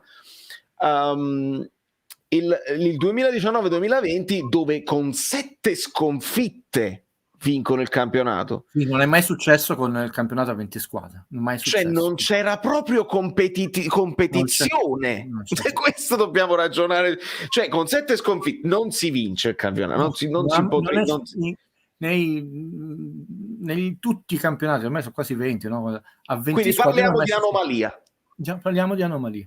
Possiamo proprio statisticamente, scientificamente definirla, perché quella è la sua definizione, con un valore anomalo. Perfetto. Riprendiamo questo qui. Quindi mi dispiace non voglio nominarle per galanteria, quelli che dicono è entrato la Seccia, eccetera. Io la vivo con più passione di te, che dice cosa. Però quando mi rivolgo a te, come a tutte le amiche belline, amici belline, devo mettere la maglietta, lo ripeterò sempre, nel mio cassetto, mettere la camicia pulita e fare un discorso da persona seria, valutando quello che è lo storico del calcio, dove subentrano, vedete, anche purtroppo il parametro infortunio, e quest'anno, pensavamo almeno con i vaccini che non fosse più un parametro, anche il parametro Covid, che è un parametro invalutabile, per esempio. Cioè nessuno di noi può prevedere, no? Quest'anno prendiamo 5 infortuni di Covid da 5 giornate, non lo sai. Sì, però era un altro calcio. Alessandro, noi stiamo facendo i confronti che vanno fatti omogenei, un campionato a 3 punti a 20 squadre, un calcio finanziario manco più industriale. Tu stai parlando del calcio che non era manco calcio industriale, che è quello degli anni 80, poi diventa pseudo-industriale negli anni 80, diventa industriale nel 91, poi diventa finanziario negli anni 2000. Quindi, però diciamo, parliamo della preistoria, già il fatto che la regola dei 3 punti, 2 punti, il pareggio. Voi sapete, è una cosa che introduciamo un altro concetto, no? Per così, per tanti anni la sento nominare ancora in alcune trasmissioni, si è sempre nominata la media inglese. Per le amiche belline, gli amici bellini, molti saranno giovani, la media inglese prevedeva che tu le partite in casa le dovevi vincere con chiunque, e in trasferta almeno pareggiare. Quindi se tu vincevi in casa avevi 0, non avevi fatto nulla. Se pareggiavi -1, se perdevi -2. Se pareggiavi fuori casa avevi 0, se vincevi +1, se perdevi -1. Quindi una squadra che aveva 0 come media inglese 99 volte su 100 vinceva lo scudetto. Provate a fare oggi il calcolo: se tu vincessi tutte le partite in casa e pareggiassi tutte le partite fuori casa, manco in Champions League arriveresti. Certo, non bastano, certo. Che i pareggi Quindi, ti tolgono metà del... perché se tanto mi fa tanto, le partite sono 19, mi sembra. 19 per 3 fa 57, più i pareggi, che sono 19, 57, 19, se ricordo bene, dovrebbe fare 76, se la mia mente non si è rincoglionita. Negli ultimi anni, l'anno scorso il Napoli con 77 non andava in Champions League, erano necessari 78-79 punti per la Champions League. Lo scudetto non lo vedi manco col binocolo, quindi la media inglese non funziona. Funziona la famosa media Guido, che con le piccole puoi permettere, che è diverso. Quindi non puoi proprio paragonare quel Perugia, non perché è brutto, sporco e cattivo, gli vogliamo bene, perché i confronti, è come se io confronto, che ti devo dire, Beethoven con Bono Vox degli U2, e uno è musica classica di qualche secolo fa e uno è il leader di una delle pop band più famose degli ultimi 30 anni.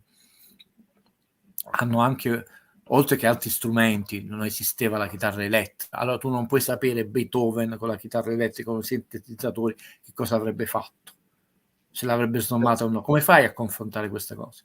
Allora, vedete, i confronti vanno ma fatti. sempre musica è... No, non si può fare.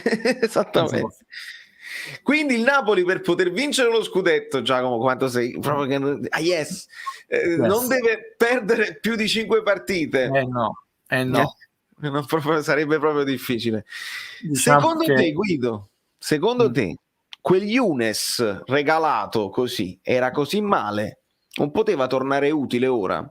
Tra lui, Insigne e Onas è il più forte, ma credo che gli manchi la testa.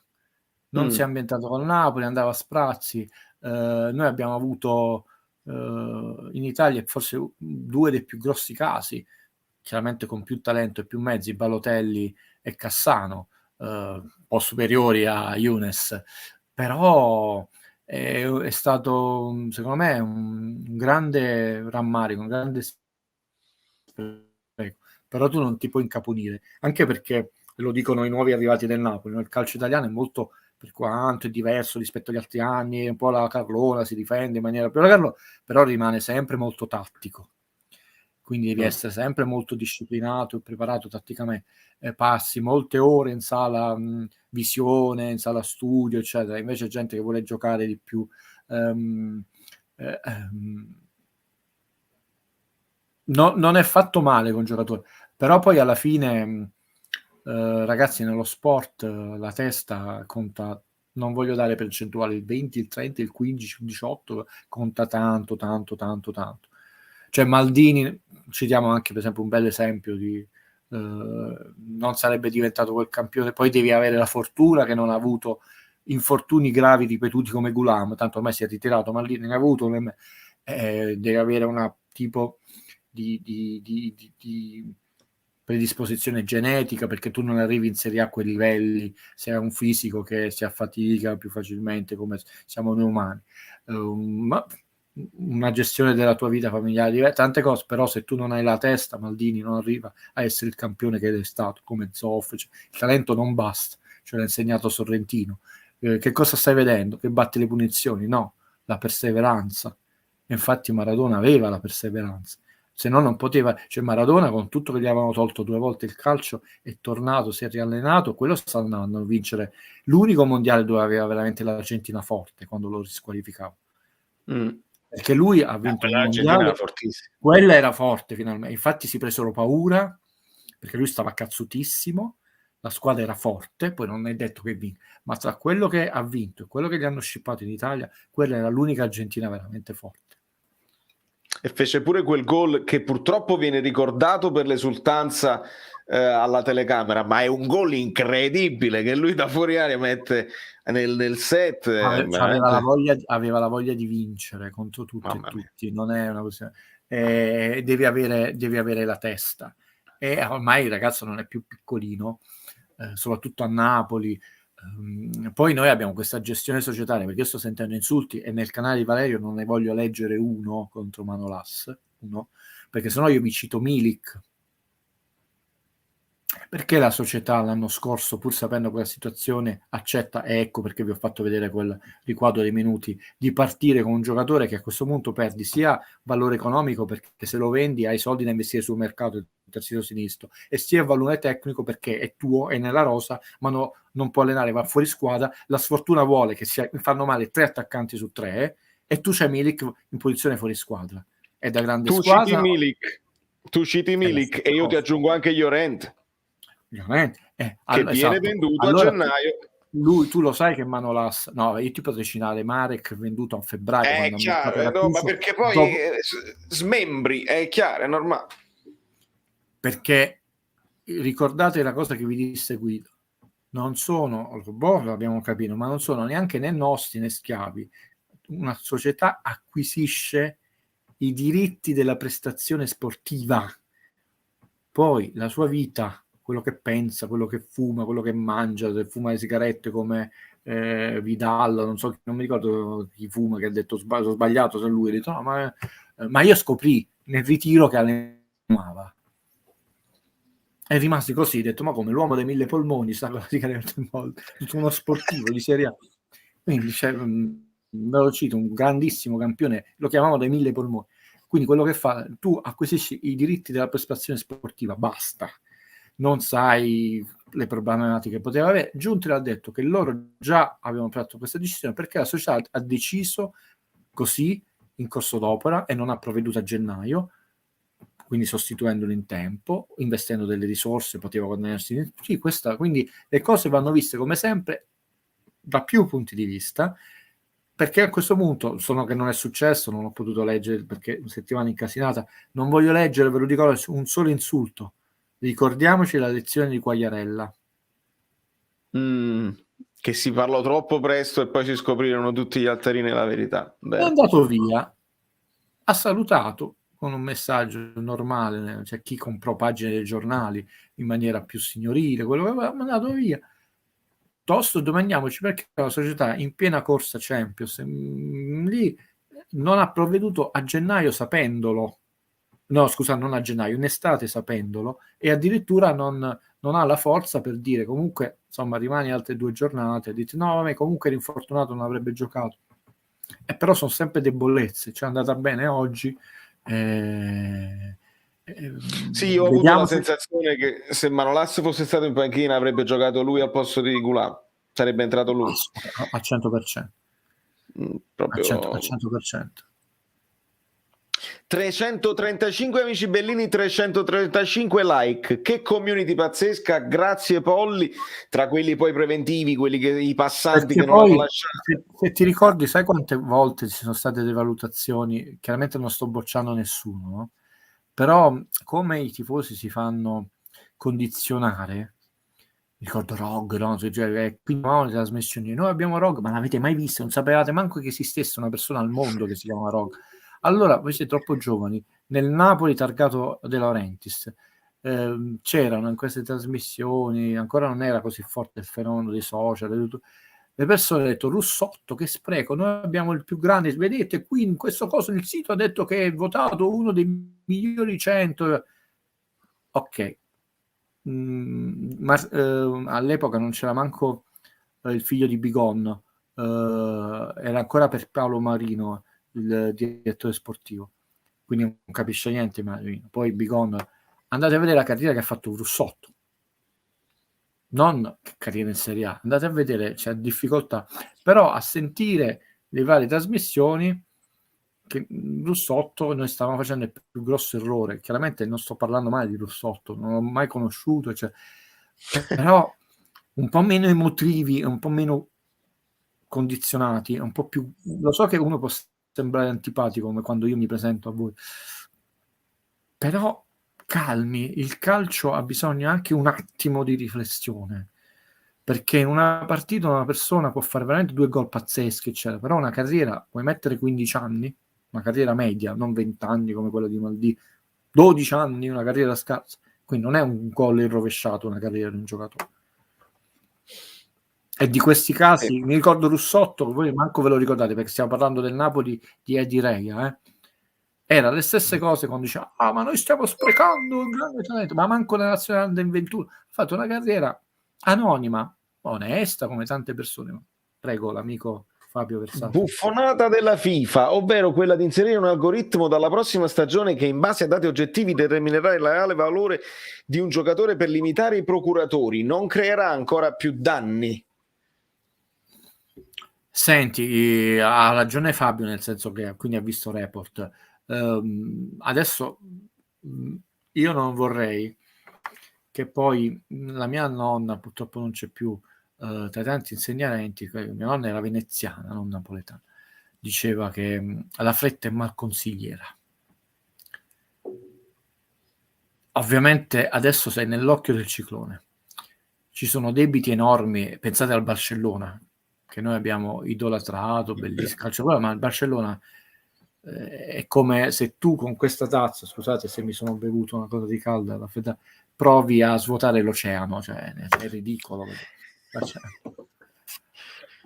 Allora, con la fretta adesso di dover intervenire perché il sistema sta scollassando, perché giustamente in un momento di tristezza mondiale, perché comunque quello che stiamo vivendo al 100% è anche una situazione di gioia, no? Cioè io adesso vado a New York, mettiamo che posso andare a New York e mi vado a sentire Valerio, comunque non è come se fosse il Guido di 3 anni fa.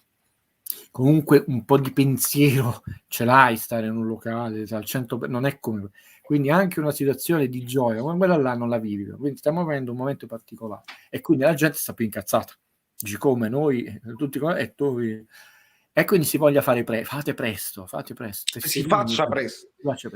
È chiaro che il sistema di adesso, lo sappiamo, ha portato questi disastri economici, disastri soprattutto di grandissime disparità, e quindi le disparità hanno creato situazioni di poca competitività, situazioni dove anche noi parliamo del calcio italiano, ma se quest'anno il Bayern vince sono 10 scudetti di 10, e prima diceva un Wolfsburg, vinceva non solo il Borussia, Dzeko ha vinto scudetto in Germania non col Bayern, no? Quindi la situazione è abbastanza, che è una società virtuosa tra l'altro, una situazione abbastanza delicata nel calcio, quindi la paura è che loro vogliano fare presto, e quindi quella è la situazione più facile, più moderna, perché adesso tutto lo stiamo affidando a un algoritmo. Come dissi io, secondo me il calcio avrebbe bisogno di una governance che avesse al suo interno tutti gli esponenti, quindi un esponente che viene dal mondo del calcio, che l'ha giocato, un esponente che viene dal mondo dell'allenatore, un esponente che viene dal mondo del manageriale, perché dice ok, tu la vedi da quel punto di vista, però poi devo quadrare i conti, un esponente che viene anche dal mondo della televisione, perché io lo vedo, e qua soprattutto in Italia, molto arretrato, cioè il calcio è uno degli sport che ha fatto meno progressi da un punto di vista delle riprese televisive rispetto ad altri sport, come retorica, come spettacolarizzazione, parlo riprese televisive, poi hai giornalisti molto bravi come Pierluigi Pardo, no? Lo citiamo sempre, che è un fuoriclasse del commento della partita, però lì è il commento, cioè, no? Rispetto a quanto è mio, da un punto di vista del regolamento, pensate quanto è cambiata il basket grazie all'NBA, quanto è cambiata la pallavolo, cioè la pallavolo non c'ha più, tranne il campo, è cambiato tutto nella pallavolo.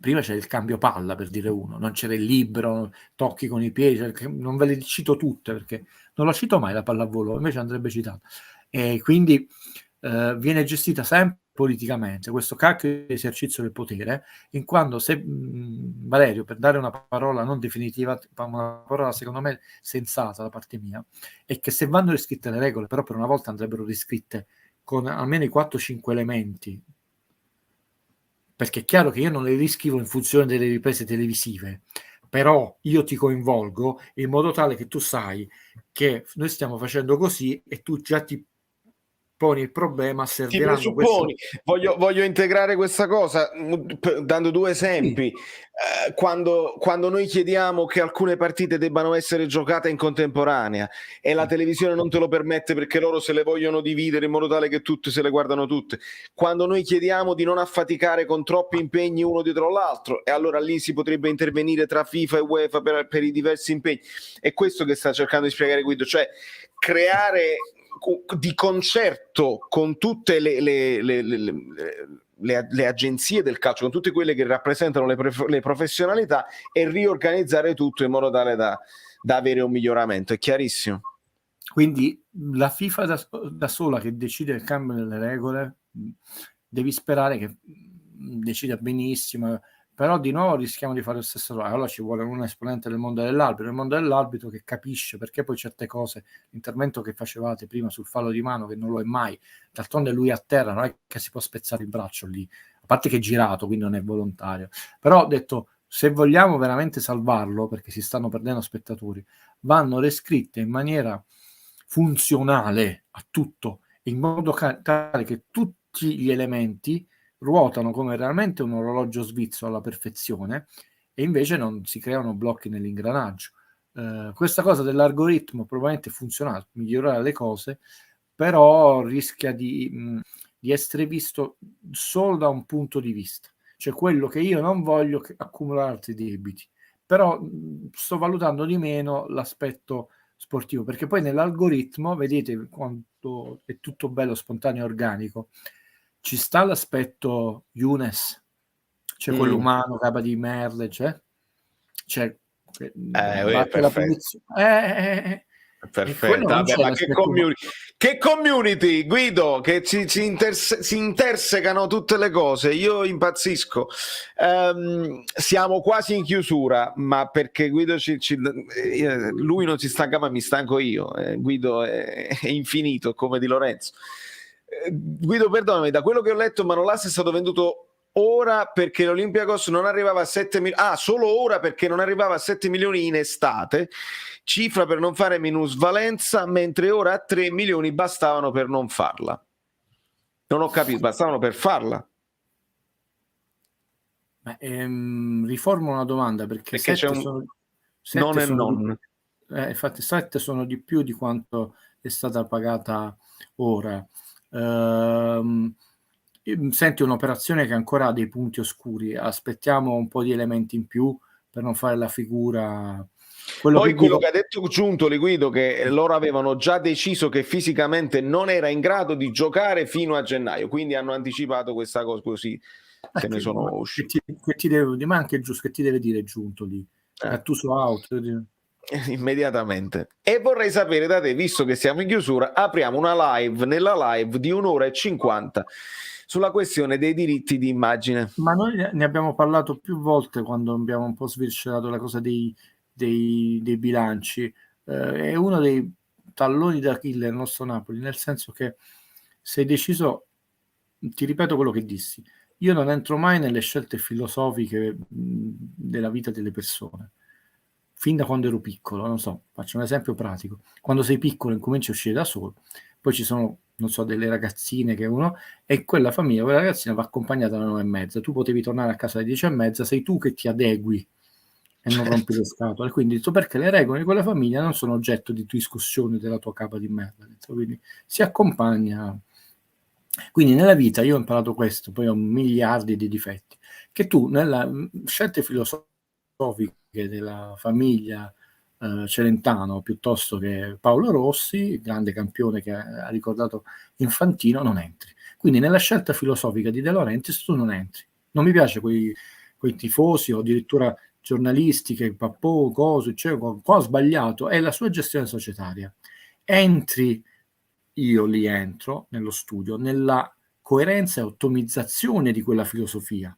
Nel senso, se De Laurentiis ha scelto questa strada, che io, Guido Gentile, non contesto, perché lui gestisce la società come lui decide, io poi valuto se questa strada sta portando benefici e come questa strada cresce. Io quello che ho valutato è che purtroppo non l'hai fatta crescere, è costante ed è una cifra molto bassa. Quindi io ti dico, bene, hai scelto così, però io voglio vedere il primo anno 4, l'anno dopo anche 4,5, poi 4,8 e potevamo crescere più. Dopo 15 anni, però non posso vedermi 5, mi aspettavo almeno 20, cioè 20 milioni di fatturato dai proventi dei diritti televisivi. Perché a questo punto ho detto, visto che l'unica società che punta i piedi su questa questione, che diventa anche difficile poi trattare certi giocatori, perché invece erano legati con altre squadre a poter valutare da per sé con quali marchi privati, Adidas per i capelli, cose eccetera, no, Adidas sono le scarpe, sto dicendo cretinate, e detto e diventa un po' un freno a mano tirato, ecco, questa è l'espressione giusta, un freno a mano tirato. Quindi lì bisogna progredire. D'altronde non si è mai capito, e ne parla sempre bene tra l'altro, la separazione tra il Napoli e Fassone. Ha fatto un'economia, ha lavorato nella Juve, dopo il Napoli andò nell'Inter, può darsi che non si sono presi, però quando si presentò fu uno dei pochissimi personaggi che De Laurentiis, per la sua professionalità, per la sua competenza, io me lo ricordo bene, sto qui per voi per questo, che ne dicono, ormai sono rimasti pochi, non so, che fu omaggiato con una conferenza stampa come se fosse un giocatore. Molto vero. Dove lui disse: ho questa idea là, anzi io sarei contento visto che ho portato a compimento l'operazione stadio a Juve, anche qui a Napoli, cioè, aveva 1000 idee, sembrava caricato di grande entusiasmo. Subito poi è stato messo, diciamo, a tacere. Lui adesso è stato reintervistato costantemente, non parla non solo mai male, ha detto una bella esperienza, presidente, grandi idee, l'ho trovato bene a Napoli, però perché non ha funzionato? Poi insomma è andato al Milan, poi lui no, però una persona con quelle competenze per far crescere quei settori che portano un aumento di fatturato. Questa è una domanda che io mi sono sempre fatto e c'è molta omertà, c'è molta difficoltà a scoprire le ragioni là. A noi servono, Valerio, oltre il famoso terzino sinistro, tu lo sai che serve un terzino sinistro? Ho sentito, non se n'è mai parlato, ti devo fare questo rimprovero. A noi servono quei due manager che alzano la qualità generale e che costringe anche l'ambiente Napoli, che sia un po', dobbiamo dirlo,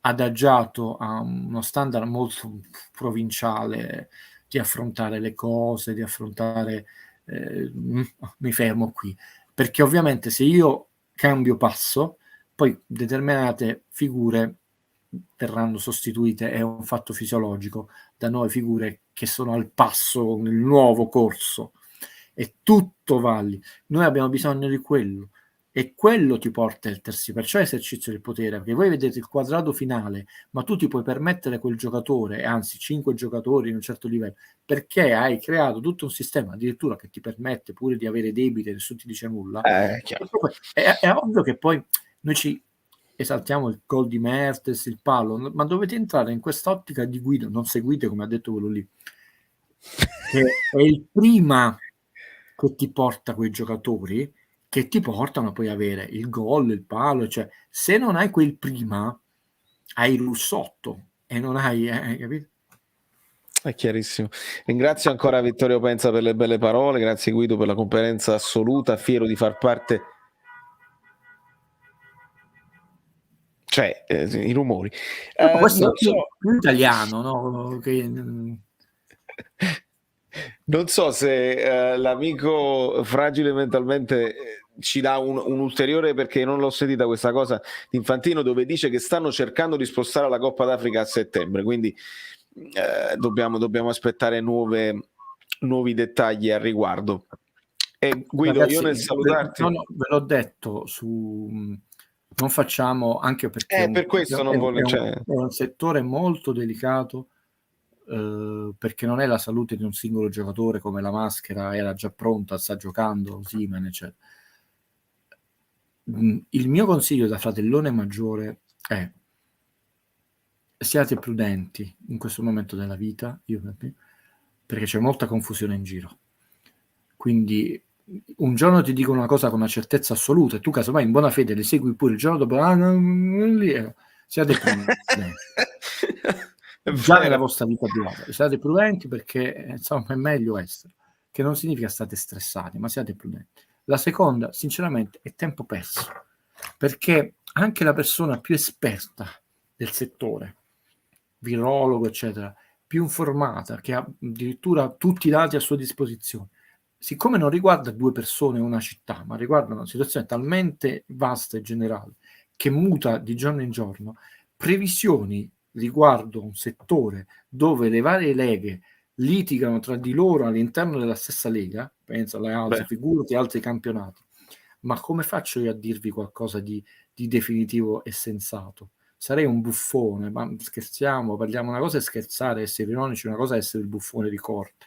Quindi lui può averlo detto, ma le cose, il nostro augurio è quelli che migliorino drasticamente, c'è un crollo della curva dei contagi, cominciano a funzionare questi cavoli di vaccini, ok, ma le cose stanno cambiando di giorno in giorno, purtroppo non bene per ora, e quindi previsioni a 3 mesi probabilmente si farà. Io ho detto che dal mio punto di vista si dovrebbero riunire tutte le leghe calcio e dire: signori, che dobbiamo fare? Lo portiamo avanti questo spettacolo. Qua, Valerio, te la dico, qua andrebbe fatto una super legge speciale. Però purtroppo si metterebbero di traverso giocatori e procuratori, nel senso che, mo te la dico tutta, visto che si dovrebbe fare veramente con l'NBA, si finiscono tutti i campionati in bolla, salvaguardando lo spettacolo, nel senso che così i giocatori giocano bene, al massimo possibilmente delle rose, mi dispiace che senza pubblico, eccetera, eccetera, in bolla, in pochissimi stadi, veramente come se fosse una grande Olimpiadi, non in uno solo perché diventa impossibile. Chiaramente le società avrebbero un ulteriore danno. A questo punto dice: guarda, si fa una legge speciale, non so manco se, internazionale, dove gli stipendi sono decurtati, ma non sarebbe possibile, ci sarebbero tutti cause, cose più. Chiaramente sto dicendo una cosa che non avverrà mai, attenzione, non è che però veramente il rischio che tu completi tutti i campionati e ti è andata bene con quello infettato, quello infettato, quello lì, quella partita, quella ci ha rimesso dei punti e vabbè, ti può andare male che a un certo punto noi a marzo ci dobbiamo fermare. Si sta parlando in alcuni campionati dove fermiamo anche il fatto, vedi, adesso tu hai un Tottenham che deve recuperare tante partite, ma lei fa alzato il campionato perché poi si troverà a dover giocare veramente una marea di partite in pochissimi giorni, dove qualche punto concederai e crei una situazione di grande disomogeneità anche psicologica, no? Perché tu ti vedi molto indietro nella classifica, io so, devo recuperare quelle partite, intanto le devi vincere. Non mi piace questa situazione, però siccome non Valerio, io, neanche voi possiamo nulla, quello che possiamo fare è non stressarci, non andare dietro i siti anche autorevoli che pubblicano, ha detto, perché tanto nessuno, anche chi è onesto, trasparente, preparato e ha detto, può avere una valutazione certa da qui a 3 mesi, tranne che non si crea una super. L'NBA quando fece quella fine di campionato disse: signori, si va a Disney Orlando, si chiude tutto, chiudiamo i giocatori lì, completano la stagione lì, ma fu la vera, perché noi usiamo la parola bolla, quella fu la vera bolla. Quella fu la vera bolla, ma era possibile farlo per le strutture, le famiglie, e anche meno stressante per loro a Disney, cioè dove lo fai. E considerate che l'NBA un pochino ricco come campionato lo è. Esatto. Io auguro a tutti voi, anche se non siete tifosi del basket come me, una volta nella vita di andare a vedere una partita in un palazzetto dell'NBA, a prescindere dalla gara. Io non lo seguo, come sai, ma quando sono andato mi è piaciuto tantissimo, emozionantissimo. Quindi per loro quella scelta da un punto di vista dello spettacolo, e quelle furono le finali NBA meno viste della storia, si diede la colpa, avete la fortuna di avere un Seccia come Guido Gentile che però poi segue queste cose, fu data la colpa perché ci fu lo schieramento politico dei giocatori, addirittura sul parquet c'era Black Lives Matter, e poi l'NBA forse non era il caso di scrivere sul parquet tante cose, cioè, però diciamo il danno economico da tutti i punti di vista, anche dei diritti TV degli spettatori, fu enorme. In realtà la ragione, Valerio, non è che noi siamo veramente le persone più distanti nell'universo a poter mai manco sotto tortura essere razzisti, è che gli americani, avete Valerio, hanno un'organizzazione della vita, del lavoro e dello sport molto diversa dalla nostra, quindi loro le esistono, sono ben divise, quindi finiscono a gennaio c'è il Super Bowl, poi March Madness, il torneo di NCAA, il basket universitario è a marzo, no? L'NBA finisce maggio, primo di luglio. Quindi fondere il basket durante il campionato di baseball era accavallare eventi, Flash Meadows, sappiamo, quindi loro hanno delle finestre, non è come da noi, che il campionato di basket, il campionato di pallavolo, il campionato di calcio, anche di pallanuoto, più o meno tutti nello stesso periodo, finiscono qualche settimana di differenza. No, loro per anni hanno avuto finestre ben precise. E quindi aver trovato un anno dove si valorizzano anche di più così. Bravo, perché così non hai i giornali che giustamente Federica Pellegrini, grandissima campionessa del nuoto, lo sappiamo chi è anche ormai donna di immagine, disse però ragazzi siamo un po' scocciati che esiste solo il calcio, ha ragione, cioè, noi ci facciamo tanto di mazzo, vinciamo ori olimpici e vi ricordate di noi una volta a settimana quando metto il tacco 13, manco più quando sono campionessa. Federica Pellegrini aveva ragione, hai tutta la mia stima e solidarietà Federica, però loro erano organizzati così. E quindi il primo anno della loro storia che non si trovano così, anche quello, poi qualcuno può anche essere razzista, vedeva questa scritta, stupido lui, chiudeva la TV, però è molto diverso il loro sistema. Quindi da noi servirebbe un atto di coraggio estremo, quindi figuriamoci, poi giustamente ci sono federazioni che possono aver venduto diritti televisivi, è molto delicata la situazione, molto delicata. Io mi sento di dirvi nulla, mentre su quanti punti può fare il Napoli mi sbilancio culturalmente, su questo mi sento di dire nulla, perché sarei un truffatore, l'ennesimo. E questa è serietà. Serietà proprio logica. Rispondo a Mario su questo, posso darti la certezza? No, siamo troppo a breve giro e proprio anche per questi motivi proprio di viaggio qua ci possiamo dare la certezza. Guido, io nel ringraziarti, siamo arrivati alle 3 ore complessive, tu sei sempre gentilissimo, disponibile. Voi ragazzi veramente, cioè, guardate tutte le cose belline che poi dopo voi potete mettere pausa, ve le potete segnare, è una cosa incredibile. Aspetta Valerio, saluta gli amici bellini perché c'è un'ultima, ma è giusto valorizzare chi ha fatto bene. Sì, scusate se siamo andati oltre i limiti previsti di tempo, qua sembra che gli altri non giocano, guarda come mi hai letto nel pensiero, come Spalletti legge nel pensiero. Noi non ci prepariamo nulla, nel senso, anzi Valerio mi manda sempre se puoi, no?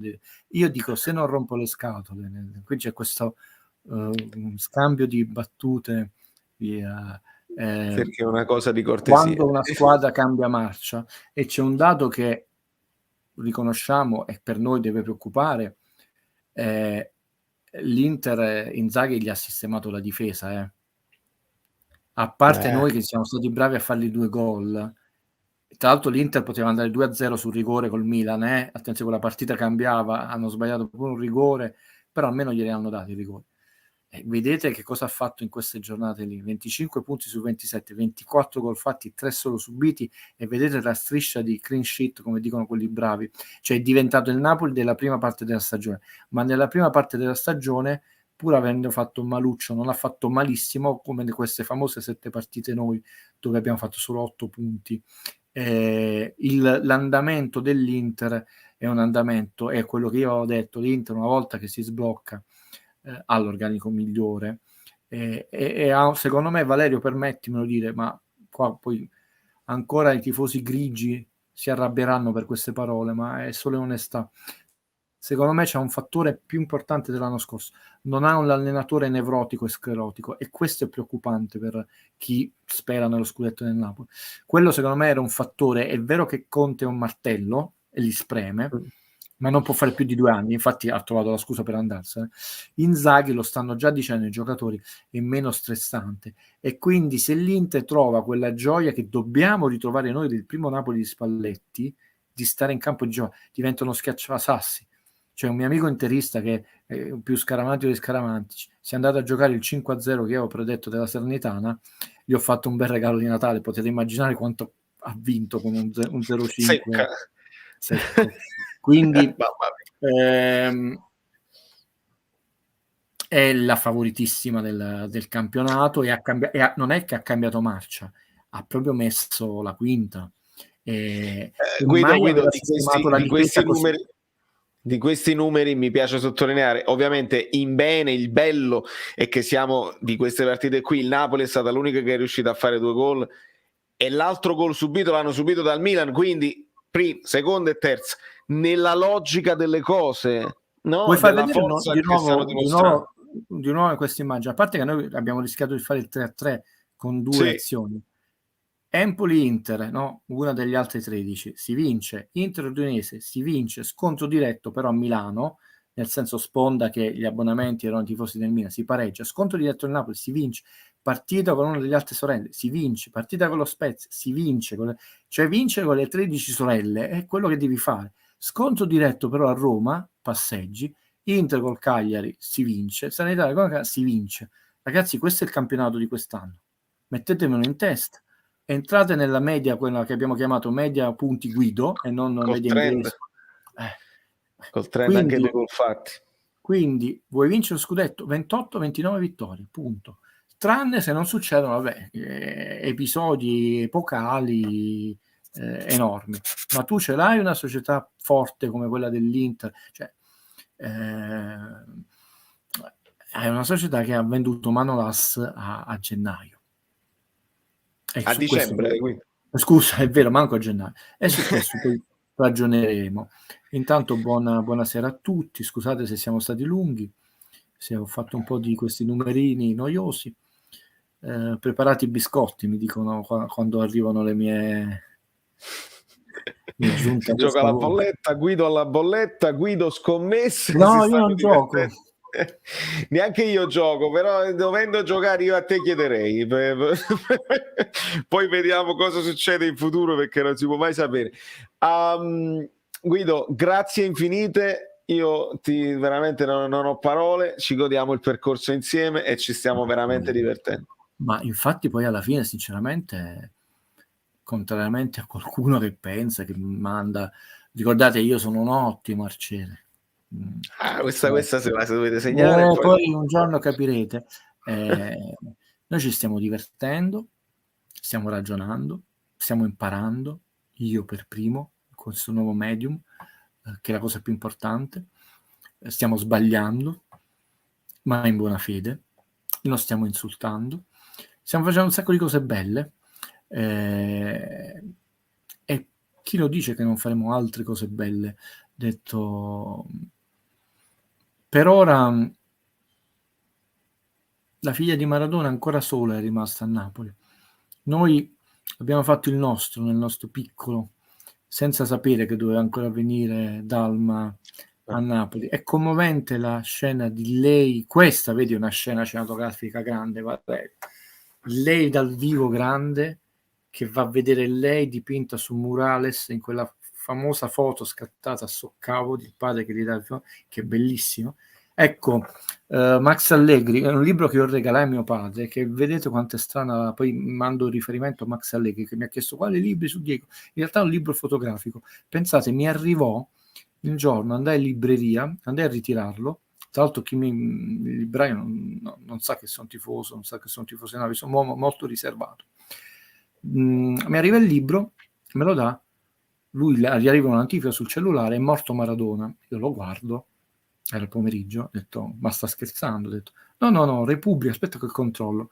Esco dalla libreria, ho cominciato a piangere, mi sono dovuto coprire, se no la gente guardava quest'uomo di mezza età che piangeva, e io mi ricorderò che era arrivato questo libro fotografico che è bellissimo, che ritrae Maradona in campo a Soccavo, nella sua vita privata, tutto in bianco e nero, è una poesia pura, e c'è questa famosa foto che poi è diventata il murales di Maradona con le scarpe inginocchiato sul pallone che dà il fiore a Dalma, che è diventato il murales, e lei è andata a vedere se stessa dipinta su questo murales, ricordando vagamente, però poi l'avrà rivista questa foto. Immaginate che significa per questa donna, adesso è diventata donna, questa immagine, questo rapporto. E dove era la Società Sportiva Calcio Napoli? Dove era il sindaco? Dove erano tutte quelle trasmissioni? Ospitiamo solamente chi detiene diritti non fatemi essere polemico, perché non lo sono mai, perché amo la vita. Invece voglio, detto questo, almeno nel nostro cuore, è una bella cosa, è una di quelle immagini, e qui vi lancio un'idea in anteprima. Ne parlai con Valerio, lui ha sposato. La frase che mi accompagnerà per quest'anno è quella di Fabio, risulta tristi. Quest'anno noi nel 2021 avremo i famosi 0 titoli, no? E quindi un anno triste? No.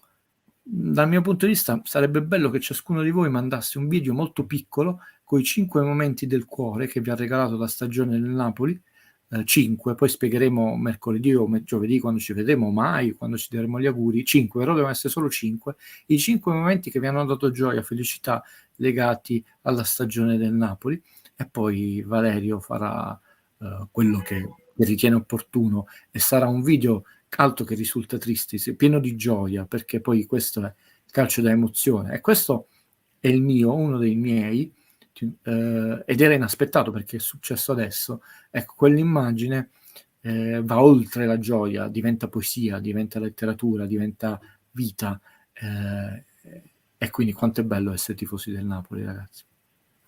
Che meraviglia. Grazie. Ciao. Guido, gentile. Che bello. Ok, amici, ce l'abbiamo fatta, abbiamo recuperato quello che c'era da recuperare.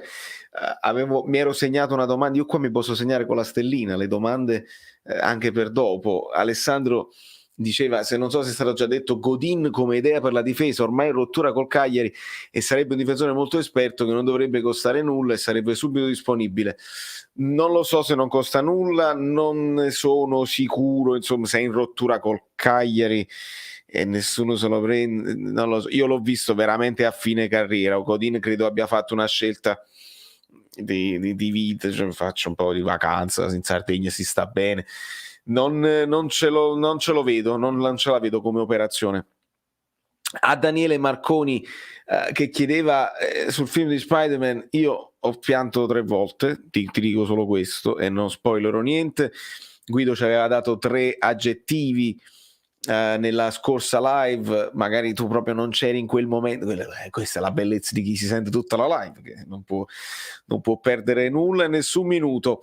Last minute, chi prendiamo come centrale? Fuori i nomi. I nomi non ne facciamo, perché ricordo una frase di Guido che diceva: se adesso voi volete, io faccio 50 nomi tutti sbagliati, poi ne faccio altri 59 tutti sbagliati il giorno dopo, e Valerio ne fa altri 105 tutti sbagliati, e non lo sapremo mai.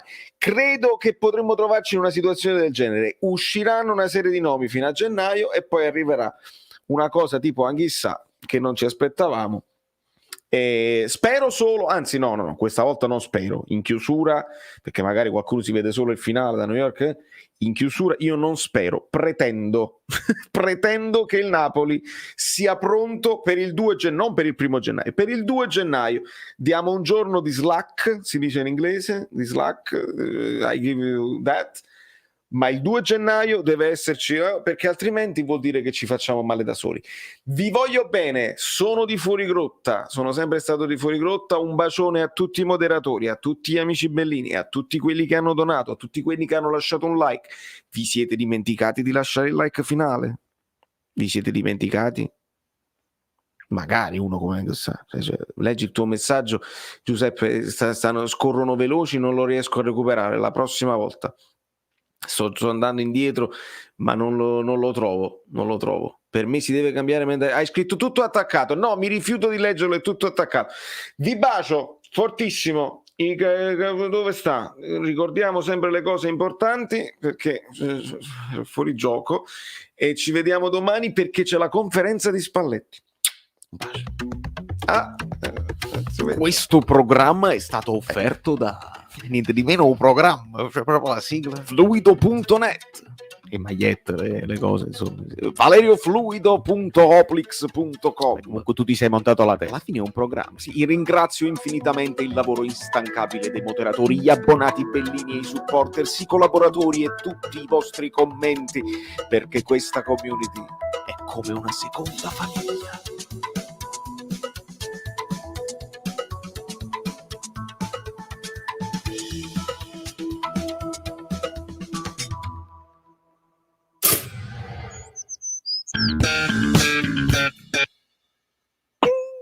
Ho visto una cosa, boh. Comunque è finita, cioè non è come la Marvel che uno resta nel